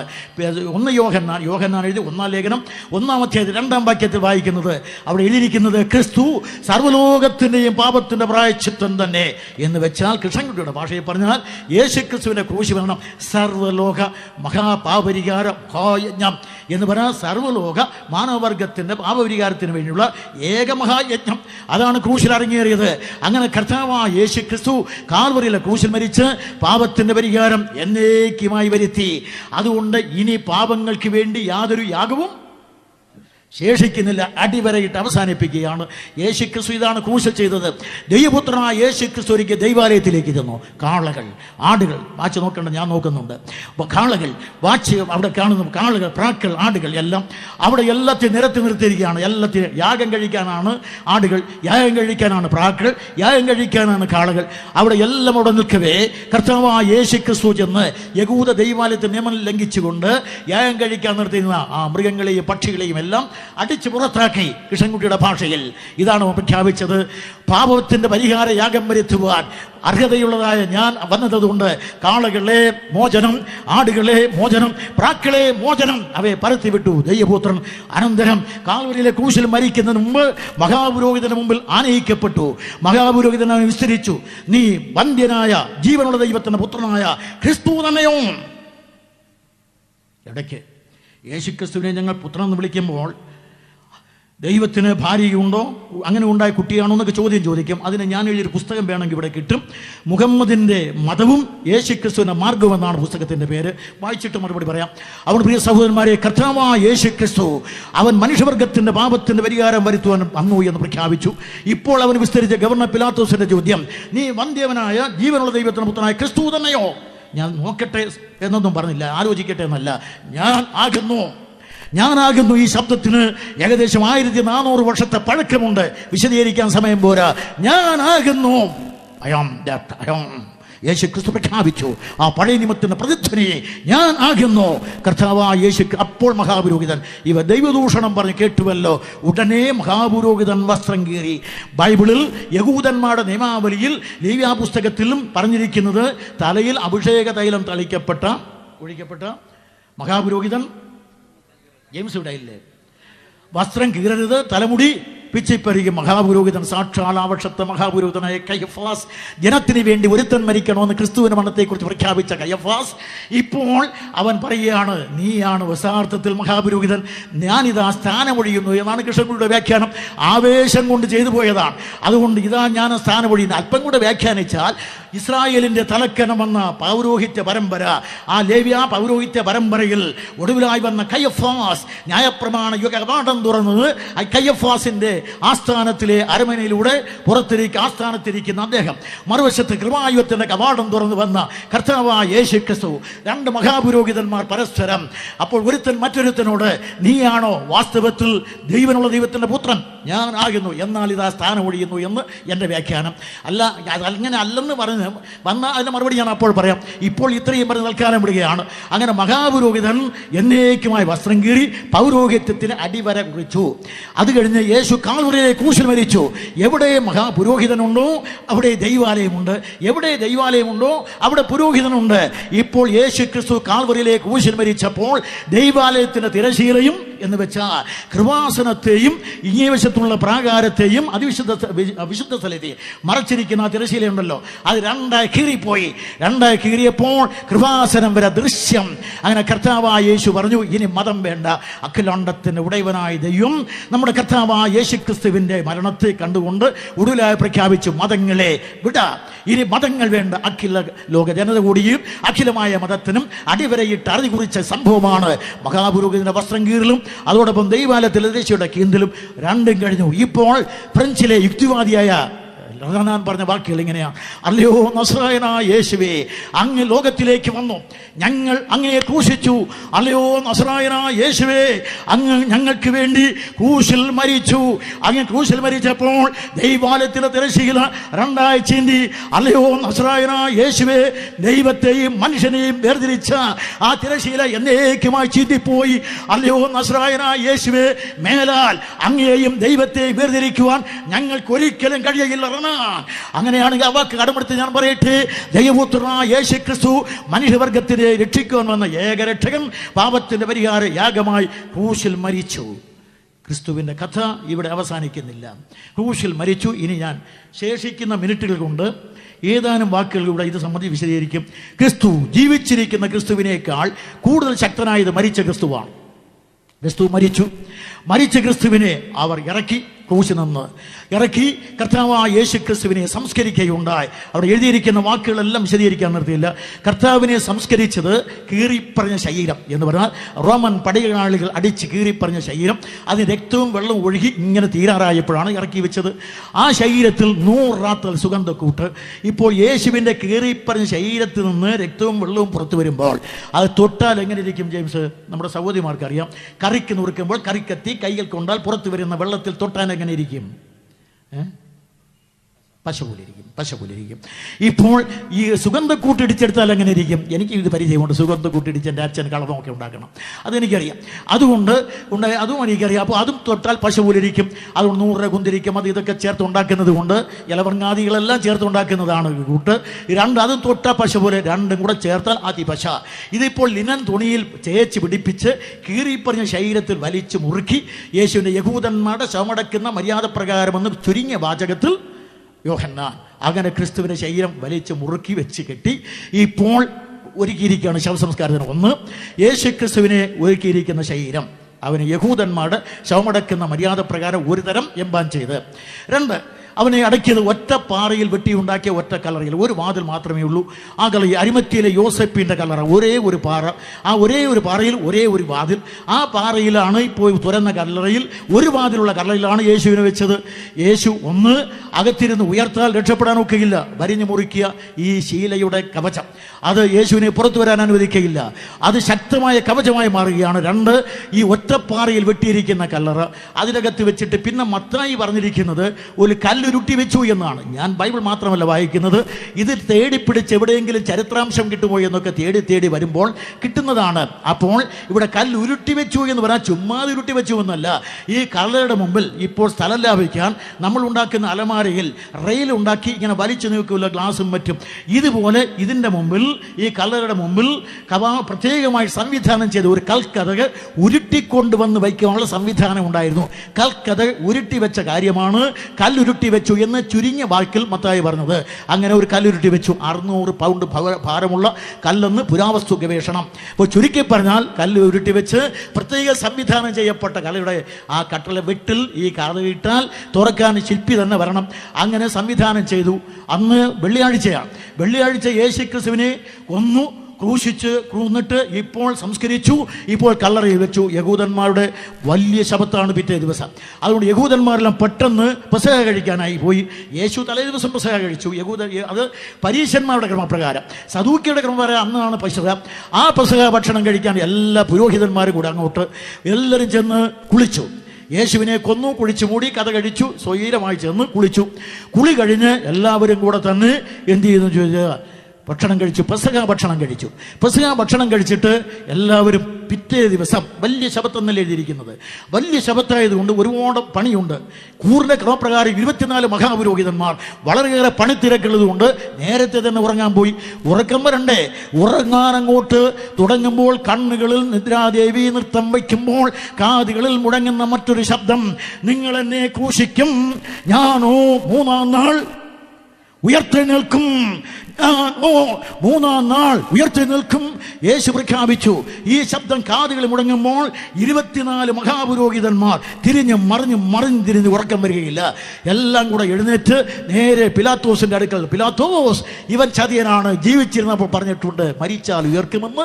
പിലാത്തോസ് ഇവന്റെ ശിഷ്യന്മാർ വരും, ശരീരം കട്ടുകൊണ്ടുപോകും, പിന്നെ ഉയർത്തെഴുന്നേറ്റ് കെട്ടുകഥയുണ്ടാക്കും, അത് വലിയ ചതിയായി തീരും പിലാത്തോസ്, അതുകൊണ്ട് ഇവനെ സൂക്ഷിക്കണം. പിലാത്തോസും പറഞ്ഞു യേശു ഉയർക്കരുത്, യേശു ഉയർത്താൽ എൻ്റെ വിധി തെറ്റെന്ന് വരും. 2, യേശു ക്രിസ്തു ഉയർത്താൽ വാസ്തവത്തിൽ യഹൂദന്മാരുടെ വിശ്വാസമല്ല പൊളിയുന്നത്, പരീശന്മാരുടെ വിശ്വാസം സ്ഥാപിക്കപ്പെടുകയാണ്, സദൂക്യരുടെ വിശ്വാസം പൊളിയുകയാണ്. ഒരൊറ്റ പരീശനെങ്കിലും പറഞ്ഞില്ല ഇത് വേണ്ട എന്ന്, ഞങ്ങളുടെ വിശ്വാസം പൊളിഞ്ഞാലും വേണ്ടില്ല യേശു ഉയർക്കരുത്. നമ്മുടെ നാടൻ ഭാഷയിൽ പറഞ്ഞാൽ മകൻ ചത്താലും വേണ്ടില്ല, മരുമകളുടെ താലി അറ്റി കണ്ടാൽ മതി. യേശു ഉയർക്കാതിരിക്കണമെന്നാണ് പരീശന്മാരും. അവരും പറഞ്ഞു പിലാത്തോസ് ഇവനെ സൂക്ഷിക്കണമെന്ന്. അങ്ങനെ ക്രിസ്തുവിൻ്റെ കല്ലറ, ആ കല്ലറയ്ക്ക് ഇവരുടെ ആവശ്യപ്രകാരം പിലാത്തോസ് പറഞ്ഞത്, ഞാൻ കാവൽക്കൂട്ടത്തെ തരാം, നിങ്ങളാൽ ആവോളം കല്ലറ ഉറപ്പാക്കണം. ഞാൻ ബൈബിളിൽ ചരവറയൊന്നും വരയ്ക്കുകയില്ല, ഞാൻ ചില കുത്തിട്ടിട്ടുണ്ട്. അതിൽ നിങ്ങളാൽ ആവോളം, റോമൻ പടയാളികളെ നിങ്ങളാൽ ആവോളം, യഹൂദ മതത്തിൻ്റെ ദൈവാലയത്തിൻ്റെ കാവൽ പടയാളികളെ നിങ്ങളാൽ ആവോളം ആ കല്ലറ ഉറപ്പാക്കുവൻ. അങ്ങനെ പിലാത്തോസ് കാവൽക്കൂട്ടത്തെ തന്നു, കാവൽക്കൂട്ടത്തെ കൊടുത്തു. അങ്ങനെ 16 പേരടങ്ങിയതാണ് ഒരു റോമൻ സെക്യൂരിറ്റി ഗാർഡ്. ആ റോമൻ സെക്യൂരിറ്റി ഗാർഡാണ് യേശുവിൻ്റെ കല്ലറയിൽ കാവൽ നിൽക്കുന്നത്. അതിന് ബലം പോരെങ്കിൽ പിന്നെ ദൈവാലയത്തിൻ്റെ കാവൽ പടയാളികളും കൂടെ, ഒരു കാവൽ പടയാളി 6 അടിസ്ഥലം കാത്താൽ മതി. യേശുവിൻ്റെ കല്ലറയ്ക്ക് ചുറ്റും നിൽക്കുകയാണ്. കണ്ണിൽ എണ്ണ തൊട്ട്, കയ്യിൽ ആയുധമേന്തി കരുത്തുറ്റ റോമൻ പടയാളികൾ, തലയിൽ ഇരുമ്പ് തൊപ്പി വെച്ച്, ഇരുമ്പ് ലാടം തറച്ച ഷൂസിട്ട്, നീട്ടിപ്പിടിച്ച കുന്തം പിടിച്ച് ആ കല്ലറയ്ക്ക് ചുറ്റും. യേശു ഉയർത്താൽ രക്ഷപ്പെടാതിരിക്കാൻ പിലാത്തോസ് അതുകൊണ്ട് നിർത്തിയില്ല. അദ്ദേഹം പറഞ്ഞു അത് മാത്രം പോരാ, പിന്നെ ഞങ്ങളാണല്ലോ ലോകത്തിലെ മഹശക്തി, ഇംപീരിയൽ റോം, അതിൻ്റെ അധികാരമുദ്ര ആ ചത്തവൻ്റെ കല്ലറയ്ക്ക് കുത്തണം. ലോക ചരിത്രത്തിൽ ഇവിടെ ചത്തവൻ്റെ കല്ലറയ്ക്ക് ഒരു മുദ്ര വയ്ക്കുക. നോക്കുക, ഇവിടെ കർത്താവായ യേശുവിൻ്റെ കല്ലറയ്ക്ക് മുദ്ര വെച്ചു എന്ന് മത്തായി. വെളിപ്പാട് പുസ്തകത്തിൽ പറയുന്നത് 7 മുദ്രയൊക്കെ ഉണ്ടെന്നാണ്. അങ്ങനെയാണെങ്കിൽ അപ്പോക്രിഫ ഗ്രന്ഥം അനുസരിച്ച് 7 മുദ്ര വെച്ച് ഉറപ്പാക്കിയിട്ടുണ്ട്. അപ്പോൾ 7 മുദ്രയും വെച്ച് ഉറപ്പാക്കിയിട്ട് പിന്നെ വായിക്കുന്നത് കല്ലറ വെച്ച് കാവൽ വെച്ചു. റോമൻ കടയാളികൾ കണ്ണിൽ എണ്ണ തൊട്ട് കാവൽ, ഉയർത്താൽ രക്ഷപ്പെടാതിരിക്കാൻ, ഉയർത്താൽ പുറത്തു വരാതിരിക്കാൻ മുദ്രയും വെച്ചിട്ടും റോമൻ മുദ്ര. ഇങ്ങനെ യേശു ഉയർക്കാതിരിക്കാനുള്ള ദൈവം ഒഴിച്ച് എല്ലാവിധത്തിലുള്ള തടസ്സങ്ങൾ ഏർപ്പെടുത്തി വെച്ചു. എന്ത് സംഭവിച്ചു? ലോക ചരിത്രത്തിൽ വന്നിട്ടുള്ളവർ വെച്ച് കത്തിയില്ലാതെ, കമ്പില്ലാതെ, കരവാളമില്ലാതെ, സന്നദ്ധ ഭടന്മാരില്ലാതെ, സായുധ പോരാളികളില്ലാതെ, സാമ്രാജ്യ പിന്തുണയില്ലാതെ, സാമ്പത്തിക ശേഷിയില്ലാതെ, സാധാരണക്കാരനായി ജനിച്ച് കുഴികളുള്ള ആകാശത്തിലെ പക്ഷികൾ കൂടുകളുള്ള ഈ ലോകത്തിൽ തലചായ്പാൻ ഇടമില്ലാതെ വന്ന ദൈവപുത്രനായ യേശു ക്രിസ്തുവിൻ്റെ ഈ ശവശയ്യ കാവലിനാണ്, ശരീരത്തിനാണ് കാവൽ. പ്രിയ സ്നേഹിതരെ, നാം അറിയുന്നു, കരം കൊടുക്കാൻ കാശില്ലാത്ത, നിന്ന് പ്രസംഗിക്കാൻ വേദിയില്ലാത്ത, പോകാൻ ഇടമില്ലാത്ത നസറായനായ യേശു ക്രിസ്തുവിന്റെ കല്ലറയ്ക്ക് കാവൽ. കാരണം അവന്റെ വാക്കിനെ ലോകം ഭയപ്പെടുകയാണ്. ഇപ്പോൾ ജീവിച്ചിരിക്കുന്ന ക്രിസ്തു അല്ല, ചത്ത ക്രിസ്തു ബലവാനാണ്. റോമൻ സാമ്രാജ്യത്തെ ഭയപ്പെടുത്തുകയാണ്, യഹൂദ മതത്തെ പേടിപ്പെടുത്തുകയാണ്. ഈ പുനരുത്ഥാനം ചെയ്ത ക്രിസ്തുവാണ് ഇപ്പോഴും പേടി സ്വപ്നം. അതുകൊണ്ടാണ് ഇവിടെയുള്ള അഹമ്മദ് ഖാദിയാനികൾ, ഈസാ നബി മരിച്ചില്ല, ക്രൂശിൽ തറച്ചെങ്കിലും രക്ഷപ്പെട്ട് നേരെ ഇവിടെ വന്ന് അദ്ദേഹം അഫ്ഗാനിസ്ഥാനിലൂടെ സഞ്ചരിച്ച് കാശ്മീരിൽ വന്ന് അനന്തനാഗിൽ വന്ന് ഒരു ഉമ്മയും കെട്ടി, അന്ന് ഉമ്മയെന്ന് പറയാറില്ല, കെട്ടി താമസിച്ച് കുറേ കുട്ടികളുണ്ട്. അവിടെ ചെന്നാൽ ഈ ചരിത്രം കേൾക്കാമെന്ന് പറയുന്നത്. അത് കഴിഞ്ഞാൽ പിന്നെ പറയുന്നത് അദ്ദേഹം കുറേ കഴിഞ്ഞ് ശ്രീനഗറിനടുത്തുള്ള കാനിയാർ കല്ലറ, അവിടെ ഒരു കല്ലറയുണ്ട്, അവിടെ വെച്ച് മരിച്ചുപോയി. ആ കല്ലറയിൽ അടക്കം ചെയ്തിട്ടുണ്ട്. ആസാഫിൻ്റെ കല്ലറ, അതാണ് ഖാദിയാനികൾ. ഇപ്പോൾ ഖാദിയാനി ആശയങ്ങൾ കടമെടുത്തുകൊണ്ട് ഇന്നലെ ഇവിടെ ഞാൻ ഒരു പുസ്തകം പത്രത്തിൽ പരസ്യം കണ്ടിട്ടാണ് 120 രൂപ അയച്ചു കൊടുത്തുകൊണ്ട് കുരുക്ഷേത്ര പ്രകാശനം ചെയ്ത ആ പുസ്തകം ഇന്നലെ 145 പേജ് വരിച്ച് മറുപടി എഴുതാനുള്ള കുറിപ്പടി തയ്യാറാക്കിയിട്ടാണെന്ന് വന്നത്. അതുകൊണ്ട് പ്രിയ സ്നേഹിതരെ, ഞാൻ പ്രസംഗിക്കുന്ന കർത്താവായ യേശു ക്രൂശിൽ മരിച്ചു. ഇല്ലെങ്കിൽ വിസ്തരിക്കേണ്ട, എതിർ വിസ്താരം ചെയ്യേണ്ടത് ഗവർണർ പിലാത്തോസിനെയാണ്. പിലാത്തോസ് റോമൻ ഗവർണറാണ്. യേശുവിനെ ക്രൂശിന് വിധിച്ച പിലാത്തോസ്, ഞാൻ നിന്നെ എതിർ വിസ്താരം ചെയ്യും, നിന്നെ മാത്രമല്ല നിനക്ക് അധികാരം റോമൻ ഗവർണറെ ഞാൻ വിസ്തരിക്കുന്നു എന്ന് മാത്രമല്ല, റോമൻ ചക്രവർത്തി വിസ്തരിക്കണം. അവന്റെ കോടതിയാണ് പറഞ്ഞവനെ ക്രൂശിക്കണമെന്ന്. ആ കർത്താവായ യേശു ക്രിസ്തു ഇന്ത്യയിൽ വന്നില്ല എന്ന് 35 പരം തെളിവുകൾ കൊണ്ട് സമർത്ഥിക്കുവാൻ കൃഷ്ണൻകുട്ടിക്ക് സാധിക്കും. സംശയമുണ്ടെങ്കിൽ അഹമ്മദിയെ ഖണ്ഡനം എന്നൊരു ഒരു പുസ്തകം ഇവിടെ ഉണ്ട്, കിട്ടുമെങ്കിൽ വാങ്ങി വായിക്കുക. അത് പറഞ്ഞതുപോലെ ബാക്കി ഞാൻ പിന്നെ പറയും, ഇവിടെ പറയല്ല, പുസ്തകത്തിൽ പറയും. അതുകൊണ്ട് പ്രിയ സ്നേഹിതരെ, കർത്താവായ യേശു ക്രിസ്തു അവൻ കാൽവരിയിലെ ക്രൂശിൽ മരിച്ചു, അവൻ അടക്കപ്പെട്ടു. ഇപ്പോൾ ലോക ലോകത്തിന്റെ വെല്ലുവിളി ഉയരുകയാണ്. ഇപ്പോൾ കർത്താവായ യേശു ക്രിസ്തു പറഞ്ഞതുപോലെ തന്നെ എല്ലാ പ്രതിബന്ധങ്ങളെയും അതിജീവിച്ചുകൊണ്ട് ഉയർത്തെഴുന്നേൽക്കാമെന്നുള്ള പ്രഖ്യാപനം നടത്തുമ്പോൾ യഹൂദ മനസ്സിനെയും മതത്തെയും ത്രസിപ്പിക്കുകയാണ്. റോമാ ഗവൺമെന്റ് അധികാരത്തെ ഉലയ്ക്കുകയാണ്. ആ സാഹചര്യത്തിലാണ് നമ്മുടെ കർത്താവ്. ഇപ്പോൾ എല്ലാവരും ഒരുപോലെ തന്നെ പേടിച്ചിരിക്കുന്ന വേളയിൽ നമ്മുടെ കർത്താവായ യേശു ക്രിസ്തു തന്നെ വരിഞ്ഞു മുറുക്കിയ ശീലയുടെ ബന്ധമറുത്ത് അടച്ചു വെച്ച ശിലാ കവാട ബന്ധം ഭേദിച്ച് റോമാ ഗവൺമെന്റ് അധികാരമുദ്ര 7 തകർത്ത് കടലിൽ എണ്ണയും കയ്യിലായുധവുമായി കരുത്തോടെ നിന്ന കാവൽപ്പടയാളെ കണിശമായി തോൽപ്പിച്ച് നസറായനായ യേശു ക്രിസ്തു മരണത്തിന്റെ മാറാലകീറി മരിച്ചവരെന്ന മഹത്വത്തിന്റെ മകുടം ചൂടി. പ്രിയ സ്നേഹിതരെ, നാം അറിയുന്നത് പോലെ മഹാത്മാഗാന്ധി വെച്ച ആ ശവകുടീരമുണ്ടല്ലോ, ചാമ്പൽ, ആ ചാരം മാത്രം രാജഘട്ടിൽ അടഞ്ഞ് അലറി ഒതുങ്ങി കിടക്കുമ്പോൾ, ശ്രീബുദ്ധന്റെ ശവകുടീരം ഗയയിൽ അടഞ്ഞു കിടക്കുമ്പോൾ, മുഹമ്മദിന്റെ ശവകുടീരം മദീനത്ത് അടഞ്ഞു കിടക്കുമ്പോൾ, നാരായണ ഗുരുദേവന്റെ ശവകുടീരം ഇവിടെ അടഞ്ഞു കിടക്കുമ്പോൾ, ലോകതലത്തിൽ മണ്ണിന്റെ മലർന്ന മാർഗത്തിൽ തുറന്നു കിടന്നുകൊണ്ട് നസറായനായ യേശു ക്രിസ്തുവിനെ വെച്ച കലറ ലോകത്തോട് മൗന പ്രസംഗം, അവനെ വെച്ച ഇടം വന്നു കാണീൻ, അവൻ ഇവിടെയില്ല, ഉയർത്തെഴുന്നേറ്റിരിക്കുന്നു. ആയിരങ്ങൾ മരിച്ച മണ്ണിൽ മരിച്ചവരെന്ന് മഹത്വത്തിന് മകുടം ചൂടി 3-ാം നാൾ ഉയർത്തെഴുന്നേറ്റ മഹാപുരുഷനായ കർത്താവായ യേശു ക്രിസ്തു അവിടുന്ന് ഉയർത്തെഴുന്നേൽക്കുക മാത്രമല്ല, പൂർണ്ണമായി രക്ഷിപ്പാൻ കഴിയുന്നവനാണ്. ഉയർത്തെഴുന്നേറ്റ കർത്താവായ യേശു ക്രിസ്തു പൂർണ്ണമായി രക്ഷിപ്പാൻ കഴിയുന്നവനാണ്. ക്രൂശിൽ മരിച്ച് പാപത്തിന്റെ പരിഹാരം വരുത്തി എന്നേക്കുമായ സ്വർഗത്തിൽ ജീവിക്കുന്ന താമസം വിനാ വരാൻ പോകുന്ന കർത്താവ് പൂർണ്ണമായി രക്ഷിക്കും. എങ്ങനെയാണ് പൂർണ്ണമായി രക്ഷിക്കുന്നത്? ഇന്ന് ഒരുത്തൻ കർത്താവായ യേശു ക്രിസ്തു വിശ്വസിക്കുമ്പോൾ 1 പാപമോചനം, 2 നിത്യജീവൻ, അനന്തതയിൽ ജീവിക്കാനുള്ള ജീവന്റെ പേര് അനന്തജീവൻ, അത് കൊടുക്കുന്നു. 3 പരിശുദ്ധാത്മാവിനെ കൊടുത്ത് നിത്യജീവനെ നൽകിയ കർത്താവ് അവനെ വീണ്ടെടുപ്പ് നാളിൽ മുദ്രയിട്ട് ഇവിടെ വിട്ടിരിക്കുന്നു. അതിനുശേഷം പരിശുദ്ധാത്മ പുത്തൻ ജീവിതം അവന് സമ്മാനിക്കുന്നു. അതിനുശേഷം നമ്മുടെ കർത്താവ് പുതിയ പ്രത്യാശ അവന്റെ ഹൃദയത്തിൽ ആഴത്തിൽ എഴുതി വയ്ക്കുന്നു. അങ്ങനെ എല്ലാ ക്രൈസ്തവരും വീണ്ടും വരുന്ന കർത്താവിൽ നോക്കിയാണ് ജീവിക്കുന്നത്. കൃഷ്ണ, രാമ, ബുദ്ധ, കപില, ഗണാദാദികൾ, സോക്രട്ടീസ്, പ്ലേറ്റോ, അരിസ്റ്റോട്ടിലാദികൾ ഇവരെല്ലാം വന്നു പോയി. ഒരുത്തനും പറഞ്ഞില്ല ഞാൻ പിന്നെയും വരാമെന്ന്. എല്ലാവരും വന്നു പോയി.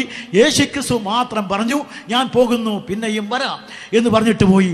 ആണ്ടുകൾ 2000. ഇന്ന് കാലത്ത് നടക്കുന്ന എല്ലാ സംഭവ പരമ്പരകളും കർത്താവായ യേശു ക്രിസ്തുവിന്റെ 2ാമത്തെ വരവിന് വേണ്ടി ഖണ്ഡനാദം മുഴക്കുമ്പോൾ, കാലഘടികാരം അതിന്റെ ആരവം കൊണ്ട് മുന്നേറുമ്പോൾ, പ്രിയ സ്നേഹിതരെ, യേശു ക്രിസ്തുവിന്റെ വരവ് ആസന്നമെന്ന് സകല സംഭവങ്ങളും എന്ന് പറഞ്ഞാൽ പ്രപഞ്ചത്തിൽ നടക്കുന്ന, സാംസ്കാരിക മണ്ഡലത്തിൽ നടക്കുന്ന, രാഷ്ട്രീയ മണ്ഡലത്തിൽ നടക്കുന്ന, മതമണ്ഡലത്തിൽ നടക്കുന്ന എല്ലാ സംഭവങ്ങളും ഒരുപോലെ തന്നെ ഉദ്ഘോഷിക്കുമ്പോൾ നമ്മുടെ കർത്താവായ യേശുവിന്റെ പുനരാഗമനം ആസന്നം.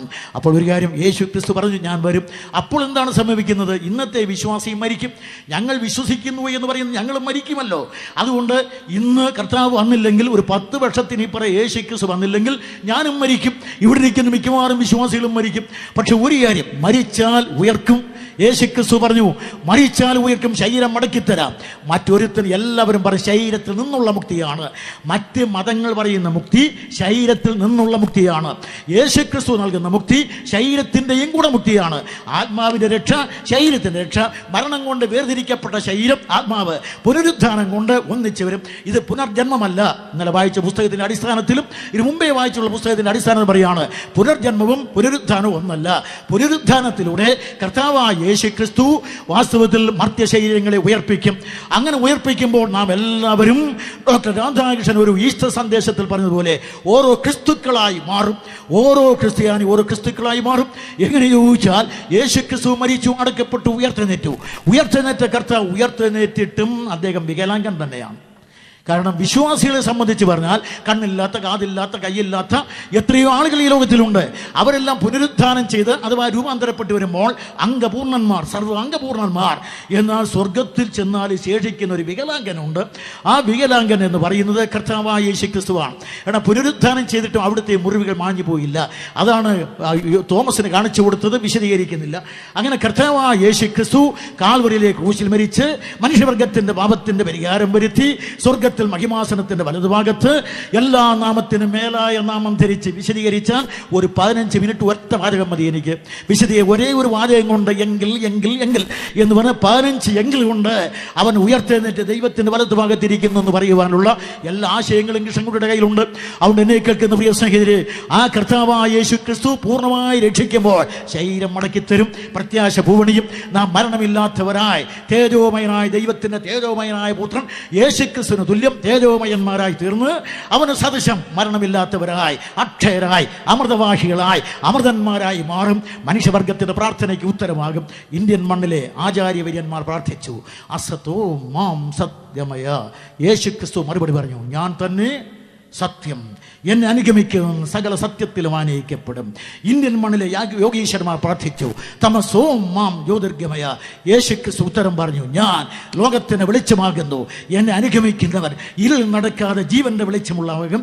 2000 ആണ്ടുകൊണ്ട് ഈ കാലകതിരവനായ കർത്താവായ യേശു ക്രിസ്തുവിന്റെ കമനീയമായ കതിരുകൾ കാലത്തിൽ എവിടെയെല്ലാം കടന്നു ചെന്നുവോ അവിടെയെല്ലാം ഇരുളിന്റെ അലകൾ അറ്റുമാർത്തി മനുഷ്യവർഗത്തെ അഭൂതപൂർവമായ അനശ്വരമായ വെളിച്ചത്തിലേക്ക് ആനയിച്ചുകൊണ്ട് ശക്തമായിരിക്കുന്ന സ്വാതന്ത്ര്യത്തിന്റെ വിശാല ഭൂമിയിലേക്ക് ആനയിച്ചുകൊണ്ടിരിക്കുന്ന തേജോമയനായ കർത്താവ് ആ കിരണാവലികൾ കൊണ്ട് തിളങ്ങി നിൽക്കുമ്പോൾ നാം അവനോട് സദൃശന്മാരായി തീരും. മാത്രമല്ല, മൂന്നാമത്തെ പ്രാർത്ഥനയുടെ വാക്യം ഇതാണ്, മൃത്യോ മാം അമൃതംഗമയ. കർത്താവായ യേശു ക്രിസ്തുവിനെ വിശ്വസിച്ച് അംഗീകരിക്കുമ്പോൾ നിങ്ങൾക്ക് മൃതിയെ ജയിച്ച് അമൃതിനെ ലഭിക്കുന്നു. അമൃതം എന്ന് പറഞ്ഞാൽ മരണമില്ലാത്തത്. പാലാഴി എന്നൊരു കടലില്ല, അത് കടന്നു കിട്ടിയ സാധനമല്ല സുധ. നേരെ മറിച്ച് മൃതം മരിക്കുന്നത്, അമൃതം മരണമില്ലാത്തത്. യേശു ക്രിസ്തുവൻ ഞാൻ തന്നെ ജീവനും പുനരുത്ഥാനവും. എന്നിൽ വിശ്വസിക്കുന്നവൻ എന്നേക്കും ജീവിച്ചിരിക്കും. ആ അമൃതം നൽകുന്നവനാണ്. അങ്ങനെ അമൃതവാഹികളായി അമൃതം അനുഭവിക്കുന്നവരായി എന്നേക്കും അമൃതാനുഭവികളായി ദൈവത്തോട് തുല്യം വാഴും. അങ്ങനെ മരിച്ചാലും ജീവിച്ച് രൂപാന്തരപ്പെട്ട് ക്രിസ്തു സദൃശം അനന്തത വാഴും മനുഷ്യൻ. അനുഗ്രഹീതനായി ദൈവത്തോടുകൂടെ യേശു ക്രിസ്തു പറഞ്ഞു, ഞാൻ തന്നെ വഴിയും സത്യവും ജീവനുമാകുന്നു, ഞാൻ മുഖാന്തരമല്ലാതെ ആരും പിതാവിൻ്റെ അടുക്കൽ എത്തുകയില്ല. ഞാൻ നേരത്തെ പറഞ്ഞല്ലോ, യേശു ക്രിസ്തു ഒന്നുകിൽ ലോകം കണ്ട ഭ്രാന്തനും അവിശ്വാസി വഞ്ചകനുമാണ്, ഇല്ലെങ്കിൽ ദൈവം തന്നെ. രണ്ടിനും മധ്യ ഒത്തുതീർപ്പ് തിരുവട്ടാർ കൃഷ്ണൻകുട്ടിക്കില്ല. 2 പത്രോസ് എന്ന് പറയുന്ന ശിഷ്യൻ പറഞ്ഞു, മണ്ണിന് മുകളിൽ മാനത്തിന് കീഴിൽ മനുഷ്യവർഗം രക്ഷിക്കപ്പെടുവാൻ മഷിയുടെ നാമമല്ലാതെ മറ്റൊരു നാമമില്ല. ആശയം പത്രോസിന്റെ വാചകം കൃഷ്ണൻകുട്ടിയുടെ. അതുകൊണ്ട് മനുഷ്യവർഗം രക്ഷിക്കപ്പെടുവാൻ മറ്റൊരു നാമവുമില്ല. അതുകൊണ്ടാണ് ഈ ക്രിസ്തുവിനെ ഞാൻ പ്രസംഗിക്കുന്നത്. ഇന്നലെ സഹോദരൻ ജോർജ് കോശി പറഞ്ഞു, ഞാൻ അണ്ണനെന്നാണ് അയാളെന്നെ വിളിക്കുന്നത്. ഒരു വാചകം ഇവിടെ പറഞ്ഞിട്ടുണ്ട്. അതുകൊണ്ട് ഒരു സാക്ഷ്യവാക്യം പറയണം. ഞാൻ കുറേ കാലം വളരെയേറെ ആചാരം, ഞാൻ ഹിന്ദു എന്ന് പറയുന്നില്ല, കാരണം അവർണവർഗം ആര് ഹിന്ദുക്കളല്ല. ഞാൻ അവർണവർഗത്തിൽപ്പെട്ട യാദവർഗത്തിൽപ്പെട്ട ഒരുത്തനാണ്. അപ്പോൾ ഇന്ത്യയിലെ 6 കോടി യാദവന്മാർ ഒരിക്കലും ഹിന്ദുക്കളല്ലെന്നാണ് എൻ്റെ പക്ഷം. അംബേദ്കറും അത് പറഞ്ഞിട്ടുണ്ട്, ദളിതുകൾ ആരും ഹിന്ദുക്കളല്ലെന്ന്. അതുകൊണ്ട് ഞാനും അതുകൊണ്ട് ഹിന്ദു എന്ന് വാദിക്കുന്നില്ല. കൃഷ്ണനെ ആരാധിച്ചതുകൊണ്ട് ഹിന്ദു ആകുകയില്ല. അങ്ങനെ കർത്താവായ യേശു ക്രിസ്തുവിനെ കുറിച്ചൊന്ന് അംഗീകരിക്കുകയോ പ്രസംഗിക്കുകയോ ഒന്നും എൻ്റെ ജാതകത്തിൽ പോലും ഇല്ലായിരുന്നു. പിന്നെ ഒരു വാക്യം അതിനകത്ത് കിടപ്പുണ്ടായിരുന്ന ജ്യോതിഷത്തിൽ പറഞ്ഞത്, 25 വയസ്സ് കഴിയുമ്പോൾ എൻ്റെ ജീവിതത്തിൽ എന്തോ പരിണാമം ഉണ്ടാകും. കാരണം 12 വ്യാഴം, അതുകൊണ്ട് കുടുംബം നശിക്കണം. അതുമാത്രമല്ല, പിന്നെ ഈ സന്തതിക്ക് വരാൻ പോകുന്ന കുറേ കാര്യങ്ങളും പറഞ്ഞിട്ടുണ്ട്, മാറ്റം. അത്രയും പറഞ്ഞു. അതൊഴിച്ച് വേറെ യാതൊന്നിൻ്റെ ജാതകത്തിലില്ല. അതെന്താണെന്ന് പറഞ്ഞു. പിന്നെ അച്ഛനും അമ്മയും കൂടെ പറഞ്ഞു, ഇവൻ ജനിച്ചപ്പോഴേ 12 വ്യാഴം. ആ ജനിച്ചതിൻ്റെ അന്ന് തന്നെ ഞങ്ങളുടെ 10-20 പശുക്കളെ കെട്ടാവുന്ന തൊഴുത്ത് ഒന്നിച്ച് എല്ലാം ഓടിവെച്ചതാണ്. എല്ലാം താഴെ പോയി. അപ്പോൾ പറഞ്ഞു, 12 വ്യാഴത്തിൻ്റെ ശാപം തന്നെയാണിത്. അപ്പോൾ ജനിച്ചതിൻ്റെ ശാപം ഏറ്റുവാങ്ങിയാണ് ഞാൻ ഇവിടെ പറഞ്ഞു വീഴുന്നത്. പിന്നെ കുറേ പഠിച്ച് രാമായണ ഭാഗവത പുരാണാദികൾ, പിന്നെ ഭാഗ്യവശാൽ എല്ലാം പരിഭാഷ കിട്ടിയത് കൊണ്ട് എല്ലാം കിട്ടാവുന്ന മതങ്ങളൊക്കെ വായിച്ചു, തത്വചിന്തകളൊക്കെ വായിച്ചു. അതുകൊണ്ട് കുറേ കഴിഞ്ഞ് വേദാന്തം പഠിച്ച്, പിന്നെ കുറേ കഴിഞ്ഞ് കാറൽ മാർക്സ് പിന്നെ പഠിച്ച് കമ്മ്യൂണിസത്തിൻ്റെ വക്താവായി.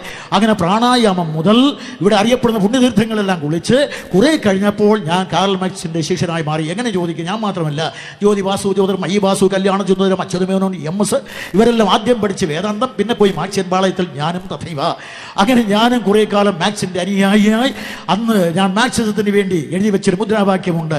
ചേർന്നുകൊണ്ട് എൻ്റെ കൈകൾ നീട്ടിപ്പിടിച്ചു, കൊച്ചു കൈകൾ കുത്തിയിറക്കി പേന ഊറി വന്നു ചോര, നോക്കി ചുവന്ന ചോര, ചൂടുള്ള ചോര എഴുതി. ജീവിച്ചാൽ മാക്സിന് വേണ്ടി, പ്രവർത്തിച്ചാൽ മാക്സിസത്തിന് വേണ്ടി, മരിച്ചാൽ മാക്സിന് വേണ്ടി. 3 വർഷം കൂടെ കഴിഞ്ഞു. ഒരു ക്രിസ്ത്യാനിയുമായിട്ട് ആശയപരമായി ഏറ്റുമുട്ടി. ഞാൻ പറഞ്ഞു, കച്ചവടക്കാരായ ഇംഗ്ലീഷുകാർ കപ്പലിൽ കയറ്റി ഇറക്കുമതി ചെയ്ത യേശു ക്രിസ്തുവിനെ കപ്പലിൽ കയറ്റി തിരിച്ചയക്കും. മാത്രമല്ല, അന്ന് ക്രിസ്തു ശത്രുക്കൾ ഇവിടെ വന്നിട്ടില്ല. ആ സമയത്താണ് ഞാൻ പറഞ്ഞത്, ഈ ക്രിസ്തുവിനെ കപ്പൽ കയറ്റും. ഞാൻ പറഞ്ഞു, ഈ ക്രിസ്തു ഞങ്ങൾക്ക് വേണ്ട, ആകവനെ കടൽ കടത്തും, കപ്പൽ കയറ്റുമെന്ന്. പക്ഷേ ഞാൻ സ്വപ്നം വിശ്വസിക്കുകയില്ല, ദർശനം അന്നും ഇന്നും വിശ്വസിക്കുകയില്ല. അതുകൊണ്ട് പ്രിയ സ്വപ്നമൊന്നും കണ്ടിട്ടില്ല ഞാൻ. പക്ഷേ എൻ്റെ ഒരു അശരീര മനസ്സിൻ്റെ മന്ത്രണം എന്ന് പറയാം. അവിടെ നിന്ന് കേട്ട ശബ്ദം, നിന്നേക്കാൾ വമ്പന്മാർ, കൊമ്പന്മാർ, തമ്പുരാന്മാരെല്ലാം കൊമ്പരച്ച് പരാജയപ്പെട്ട വേദിയാണ് ഇവിടെ. അതുകൊണ്ട് നസ്രായനായ യേശുവിനോട് ആളറിയാതെ ഏറ്റുമുട്ടാൻ പോയി. അങ്ങനെ ഏറ്റുമുട്ടാൻ പോയി. ഒരു 3 വർഷത്തെ നിരന്തരമായ സംഘടന അതനുഭവിച്ചിട്ട് ഞാൻ വീണ്ടും ഒരിക്കൽ കൂടെ ഇതിനെക്കുറിച്ച് പര്യവേക്ഷണം നടത്തി മതിയാക്കിയിട്ട് ക്രിസ്തുവിനോട് അടിയറവ് പറഞ്ഞു. തച്ചനെന്ന് അതുവരെ വിചാരിച്ചു. പിന്നെ മനസ്സിലായി ഇവൻ തച്ചനല്ല, പ്രപഞ്ചമെന്ന മഹാസൗധം പടിന്തച്ഛനാണ്. അതുവരെ ഞാൻ മറിയത്തിൻ്റെ മകൻ, വേശിയുടെ മകനാണ്, പക്ഷേ അവൻ മഹാദൈവമാണെന്ന് എനിക്ക് മനസ്സിലായി. കുറെ കൂടെ കഴിഞ്ഞപ്പോൾ ഞാൻ പറഞ്ഞു അവനെ കടൽ കടത്തി പറഞ്ഞേക്കുമെന്ന്. അല്ല, യേശുക്രിസ്തു പറഞ്ഞു നീ പറയണം, യേശുക്രിസ്തുവിനെ നിനക്ക് വേണമെന്ന് മറ്റുള്ളവരോട്, ഇന്ത്യയോട് പറയണം. അതുകൊണ്ടാണ് ഞാൻ ക്രിസ്തുവിനെ പ്രസംഗിക്കുന്നത്. ഞാൻ പേര് മാറിയിട്ടില്ല, മതം മാറിയിട്ടില്ല. ഒരു ക്രിസ്ത്യാനിയുടെ പള്ളിയുടെ രജിസ്റ്ററിൽ തിരുവട്ടാർ കൃഷ്ണൻകുട്ടിയുടെ പേരില്ല. ഞാൻ ഇവിടുത്തെ യാതൊരു സംഘടനയുടെ ശമ്പളം ഒപ്പിട്ട് വാങ്ങുന്നില്ല. പ്രിയ സ്നേഹിതരെ, ഒരു കാര്യം നിങ്ങൾ മനസ്സിലാക്കണം, യേശുക്രിസ്തു ഇന്ത്യക്ക് വേണ്ടെന്ന് ഞാൻ പറഞ്ഞു. പക്ഷേ ഈ ക്രിസ്തുവിനോട് ഞാൻ പരാജയം സമ്മതിച്ചു. അതുകൊണ്ട് പ്രാണായാമം, യോഗാഭ്യാസവും ആദ്യം ഇതൊക്കെ പഠിച്ച്, മകനോണിസം പഠിച്ച്, ഒടുവിലായി എല്ലായിടത്തും തോറ്റ് നസ്രായനെ യേശുവിനോട് ഒരു സമരത്തിനിറങ്ങി പരാജയപ്പെട്ടപ്പോൾ ഒരിക്കൽ കൂടെ എൻ്റെ കൊച്ചു കൈകൾ നീട്ടിപ്പിടിച്ചു, കുത്തിയിറക്കി പേന ഊറി വന്നു. ചോര നോക്കി, ചുവന്ന ചോര, ചൂടുള്ള ചോര, ചുരുക്കുള്ള ചോര. 25-ാമത്തെ വയസ്സിൻ്റെ നല്ല സമയം. പക്ഷെ എഴുതി വെച്ചു, ജീവിച്ചാൽ ക്രിസ്തുവിനായി, പ്രവർത്തിച്ചാൽ ക്രിസ്തുവിനായി, മരിച്ചാൽ ക്രിസ്തുവിനായി. 1957 ഒടുക്കത്തെ നാളിൽ എൻ്റെ അധരങ്ങളിൽ നടന്നു വീണ ആ മുദ്രാവാക്യം അന്നും ഇന്നും എനിക്ക് ശക്തി നൽകുന്നതാണ്. അതുകൊണ്ടാണ് എൻ്റെ തലയ്ക്കും ഹിറ്റ് ലിസ്റ്റിലും ഒക്കെ പെട്ടിട്ടും ഒരു ഭയവും കൂടാതെ നിർഭയം ക്രിസ്തുവിനെ പ്രസംഗിക്കുന്നത്. അതുകൊണ്ട് എന്നെ കേൾക്കുന്ന പ്രിയ സഹോദരി സഹോദരന്മാരെ, മനുഷ്യവർഗത്തിൻ്റെ ആധ്യാത്മിക രക്ഷയ്ക്കുള്ള മനുഷ്യൻ്റെ അത്യുത്ഥാനം മുഴുവൻ പരാജയപ്പെട്ട് അവനീതലത്തിൽ അടിഞ്ഞുപോയപ്പോൾ അഖില ലോക ജനകോടികളുടെ അന്തരാത്മാവിൽ ആരംഭിച്ച് അനന്തതയുടെ ചെവിത്തടത്തിൽ മുഴങ്ങിയെത്തിയ അതിദയനീയമായ രക്ഷിക്കണേ എന്നുള്ള പ്രാർത്ഥനയ്ക്ക് ഉത്തരം കൊടുക്കുവാൻ അനന്തത വെടിഞ്ഞ് അവനിൽ ആഗമിച്ച് അഖില ലോക ജനകോടികളുടെയും അതിശക്തമായ പാപം അതിപാവനമായ ശരീരം ആവഹിച്ച് അവനിക്കും ആകാശത്തിനും മധ്യേ ആദ്യ ദാരുണമാം വിധം അന്ത്യശ്വാസം വലിച്ച് മനുഷ്യവർഗത്തിൻ്റെ പാപത്തിൻ്റെ പരിഹാരത്തിന് കാൽവരിയിലെ ക്രൂശിൽ അനുഗ്രഹീതമായി അന്ത്യയാഗമായി പരിണമിച്ച് അവനിൽ അടക്കപ്പെട്ട് അതിശക്തമായ റോമയുടെ ആയുധമേന്തിയ പടയണിയെ അമ്പയെ പരാജയപ്പെടുത്തി ആക്കം കൊണ്ട് 3-ാം നാൾ ഉയർത്തെഴുന്നേറ്റ് തന്നെ ആണിയടിച്ച് നടത്തിയ ലോകത്തിൽ പിന്നെയും 40 നാളുകൾ ആണിപ്പഴുതുള്ള കാലുകൾ നീട്ടിവെച്ച് നടന്ന് തന്നെ അനുഗമിച്ച വത്സല ശിഷ്യന്മാരെ ആണിത്തഴമ്പുള്ള കൈകൾ ഉയർത്തി അനുഗ്രഹിച്ചിട്ട് അനന്തതയിലേക്ക് ചെന്ന് അഗ്രാസനത്തിൽ അമർന്നിരുന്നുകൊണ്ട് അടുക്കൽ അഭയം ചൊല്ലി വരുന്ന ആർക്ക് വേണ്ടി മുടങ്ങാതെ മാധ്യസ്ഥമണയ്ക്കുന്ന അനധിവിദൂര ഭാവിയിൽ അവനെ അടക്കി വാഴുവാൻ അനന്തരവും ആഗമിക്കുവാൻ പോകുന്ന ഈ കർത്താവായ യേശുക്രിസ്തുവിനെ അകത്തലത്ത് അംഗീകരിച്ച് അവനെ ജീവിതം ധന്യമാക്കി അനന്തതയുടെ പങ്കാളികളായി തീരുവാൻ ഈശ്വരൻ നിങ്ങളെ അനുഗ്രഹിക്കട്ടെ. അതുകൊണ്ട് എന്നെ കേൾക്കുന്ന പ്രിയ സ്നേഹിതരെ, നമ്മുടെ പള്ളിയുടെ മധുഭാഗമായിരിക്കുന്ന ക്രിസ്തുവിനെ അവിടുന്ന് ഇറക്കണം. ആ ക്രിസ്തുവിനെ നമ്മുടെ ഹൃദയങ്ങളിൽ കൊണ്ടുവന്ന് പുറപ്പിക്കണം. അങ്ങനെ ക്രിസ്തു നിങ്ങളുടെ ഹൃദയങ്ങളിൽ ജനിക്കട്ടെ. പ്രിയ ബത്ലഹേമിൽ പുൽത്തൊട്ടി ജനിച്ച മറിയത്തിൻ്റെ മകൻ വിശ്വാസത്താൽ നിങ്ങളുടെ മനത്തോട്ടിൽ ജനിക്കട്ടെ. കാൽവരിയിൽ ക്രൂശിൽ മരിച്ച ക്രിസ്തു നിങ്ങളുടെ ഹൃദയങ്ങൾ ഉയർക്കട്ടെ. ആ കർത്താവിൻ്റെ പ്രഖ്യാപനം നമുക്ക് ഏറ്റുപറയാം. ഈ രാത്രിയിൽ പന്തലിൻ്റെ കീഴിലിരിക്കുന്ന സകല ക്രൈസ്തവരോടും അല്ലാത്തവരോടും ഞാൻ ചോദിക്കുന്നു, ഇതുവരെ ഞാൻ വിശദീകരിച്ചത് യേശു ക്രിസ്തു ഏകരക്ഷിതെന്ന് സമർത്ഥിക്കാനുള്ള കുറേ ന്യായങ്ങളാണ്. വിശദീകരിക്കാതെയാണ് പറഞ്ഞത്. ശരിയാണ്, യേശു ക്രിസ്തു അല്ലാതെ മറ്റൊരു രക്ഷിതാവില്ല എന്ന് ഞാൻ തറപ്പിച്ച് തന്നെ പറയുന്നു. ഈ കർത്താവായ യേശു ക്രിസ്തു മാത്രമാണ് രക്ഷിതാവെന്ന് ഉറക്കെ പ്രഖ്യാപിക്കുവാൻ ധൈര്യമുള്ളവരെല്ലാം നിങ്ങളുടെ വലം കൈ ഒന്ന് ഉയർത്തി കാണിക്കുക. യേശു ക്രിസ്തു മാത്രം രക്ഷിതാവാണ്. ക്രൈസ്തവ സാക്ഷ്യം ഈ പന്തലിന് കീഴിൽ നാം പ്രഖ്യാപിക്കുകയാണ്. യേശു ക്രിസ്തു മാത്രം രക്ഷിതാവ് നാം ഉറക്കെ പ്രഖ്യാപിക്കുകയാണ്. അതിന് തയ്യാറുള്ളവർ ഇന്ന് വരെയും കർത്താവിനെ സ്വീകരിക്കാതെ ഇന്ന് രാത്രി മുതൽ കർത്താവായ യേശു ക്രിസ്തുവിനെ സ്വീകരിക്കുവാൻ സന്മനസ്സുള്ളവരെല്ലാം നിങ്ങളുടെ വലത്ത് ഉയർത്തി കാണിക്കുക. കർത്താവെ, ഞാൻ ഇന്ന് മുതൽ നിനക്കായി എൻ്റെ ജീവിതം സമർപ്പിക്കുന്നു എന്ന് തീരുമാനിക്കുവാൻ ഞാൻ പറഞ്ഞത് മനസ്സിലായോ? ഇതുവരെ നിങ്ങളെങ്ങനെ ജീവിച്ചോ ചോദിക്കേണ്ട. ഇന്നലെയും തീരുമാനിച്ചിരിക്കാം. എന്നാൽ ഇന്ന് മുതൽ കർത്താവെ, നീ മാത്രം രക്ഷിതാവ്, അതെനിക്ക് മനസ്സിലായി. അതുകൊണ്ട് നിന്നെ ഞാൻ എൻ്റെ രക്ഷിതാവും കർത്താവുമായി സ്വീകരിക്കുന്നു. വേറെ രക്ഷാമാർഗമില്ലാത്തതിനാൽ ഞങ്ങൾക്ക് വേണ്ടി ഏകമെന്ന തിരശീല ക്രൂശിച്ചീന്തി ഒരുക്കിയ ആ ഏക രക്ഷാമാർഗം അങ്ങാകയാൽ അങ്ങേ ഞാൻ എൻ്റെ രക്ഷിതാവും കർത്താവുമായി ഇന്ന് മുതൽ സ്വീകരിച്ച് അങ്ങേക്ക് വേണ്ടി ഞാൻ ജീവിതം സമർപ്പിക്കുന്നു എന്ന് ഒരു സമർപ്പണം ചെയ്യുന്നവരെല്ലാം നിങ്ങളുടെ കൈ നോക്കി നിർത്തി കാണിക്കുക. ഇന്ന് മുതൽ ഈ കർത്താവിന് വേണ്ടി ഞാൻ ജീവിക്കാമെന്ന് സമർപ്പണം ചെയ്യുന്നവർ, സഹോദരൻ ജെയിംസ് നിങ്ങൾക്ക് സമയം തരും. ഞാൻ എൻ്റെ വാക്കുകൾ ഇവിടെ അവസാനിപ്പിക്കുന്നു. യേശു ക്രിസ്തു പറഞ്ഞു, ഞാൻ തന്നെ വഴിയും സത്യവും ജീവനുമാകുന്നു. ഞാൻ മുഖാന്തരമല്ലാതെ ആരും പിതാവിൻ്റെ അടുക്കൽ എത്തുകയില്ല. സ്വീകരിക്കുന്നു. എന്നെ അവിടുത്തെ ഒരു പൈതലാക്കി തീർക്കണമേ. അങ്ങനെ പ്രാർത്ഥിച്ച ആരെങ്കിലും ഉണ്ടെങ്കിൽ ഇന്നു രാത്രി നിങ്ങളുടെ കരങ്ങൾ ഉയർത്തി കാണിച്ചാൽ നിങ്ങൾക്ക് വേണ്ടി പ്രാർത്ഥിക്കുവാനും നിങ്ങളെ ആത്മീകമായി സഹായിക്കുവാനും ഞങ്ങൾക്ക് സന്തോഷമുണ്ട്. ഇന്നു രാത്രിയിൽ അങ്ങനെ പ്രാർത്ഥിച്ച പ്രിയപ്പെട്ടവർ ദയവായി നിങ്ങളുടെ വലങ്കരങ്ങൾ ഉയർത്തി കാണിക്കുക. നിങ്ങൾക്ക് വേണ്ടി പ്രാർത്ഥിക്കുന്ന ഒരു ടീം ഇവിടെയുണ്ട്. അവർ നിങ്ങൾക്ക് വേണ്ടി എപ്പോഴും പ്രാർത്ഥിക്കുകയും നിങ്ങളുടെ ആത്മീകമായ കാര്യങ്ങളിൽ നിങ്ങളെ സഹായിക്കുകയും ചെയ്യും. കരങ്ങൾ ഉയർത്തി പ്രിയപ്പെട്ടവരെ ഓർത്ത് ഞങ്ങൾ ദൈവത്തെ സ്തുതിക്കുന്നു. ഒരു വാക്ക് നിങ്ങൾക്ക് വേണ്ടി പ്രാർത്ഥിക്കുവാൻ ഞങ്ങൾ താല്പര്യപ്പെടുന്നു. പരിശുദ്ധ പിതാവേ, ഇന്നു രാത്രിയിൽ കരങ്ങൾ ഉയർത്തിയ പ്രിയപ്പെട്ടവർക്കായ സ്തോത്രം.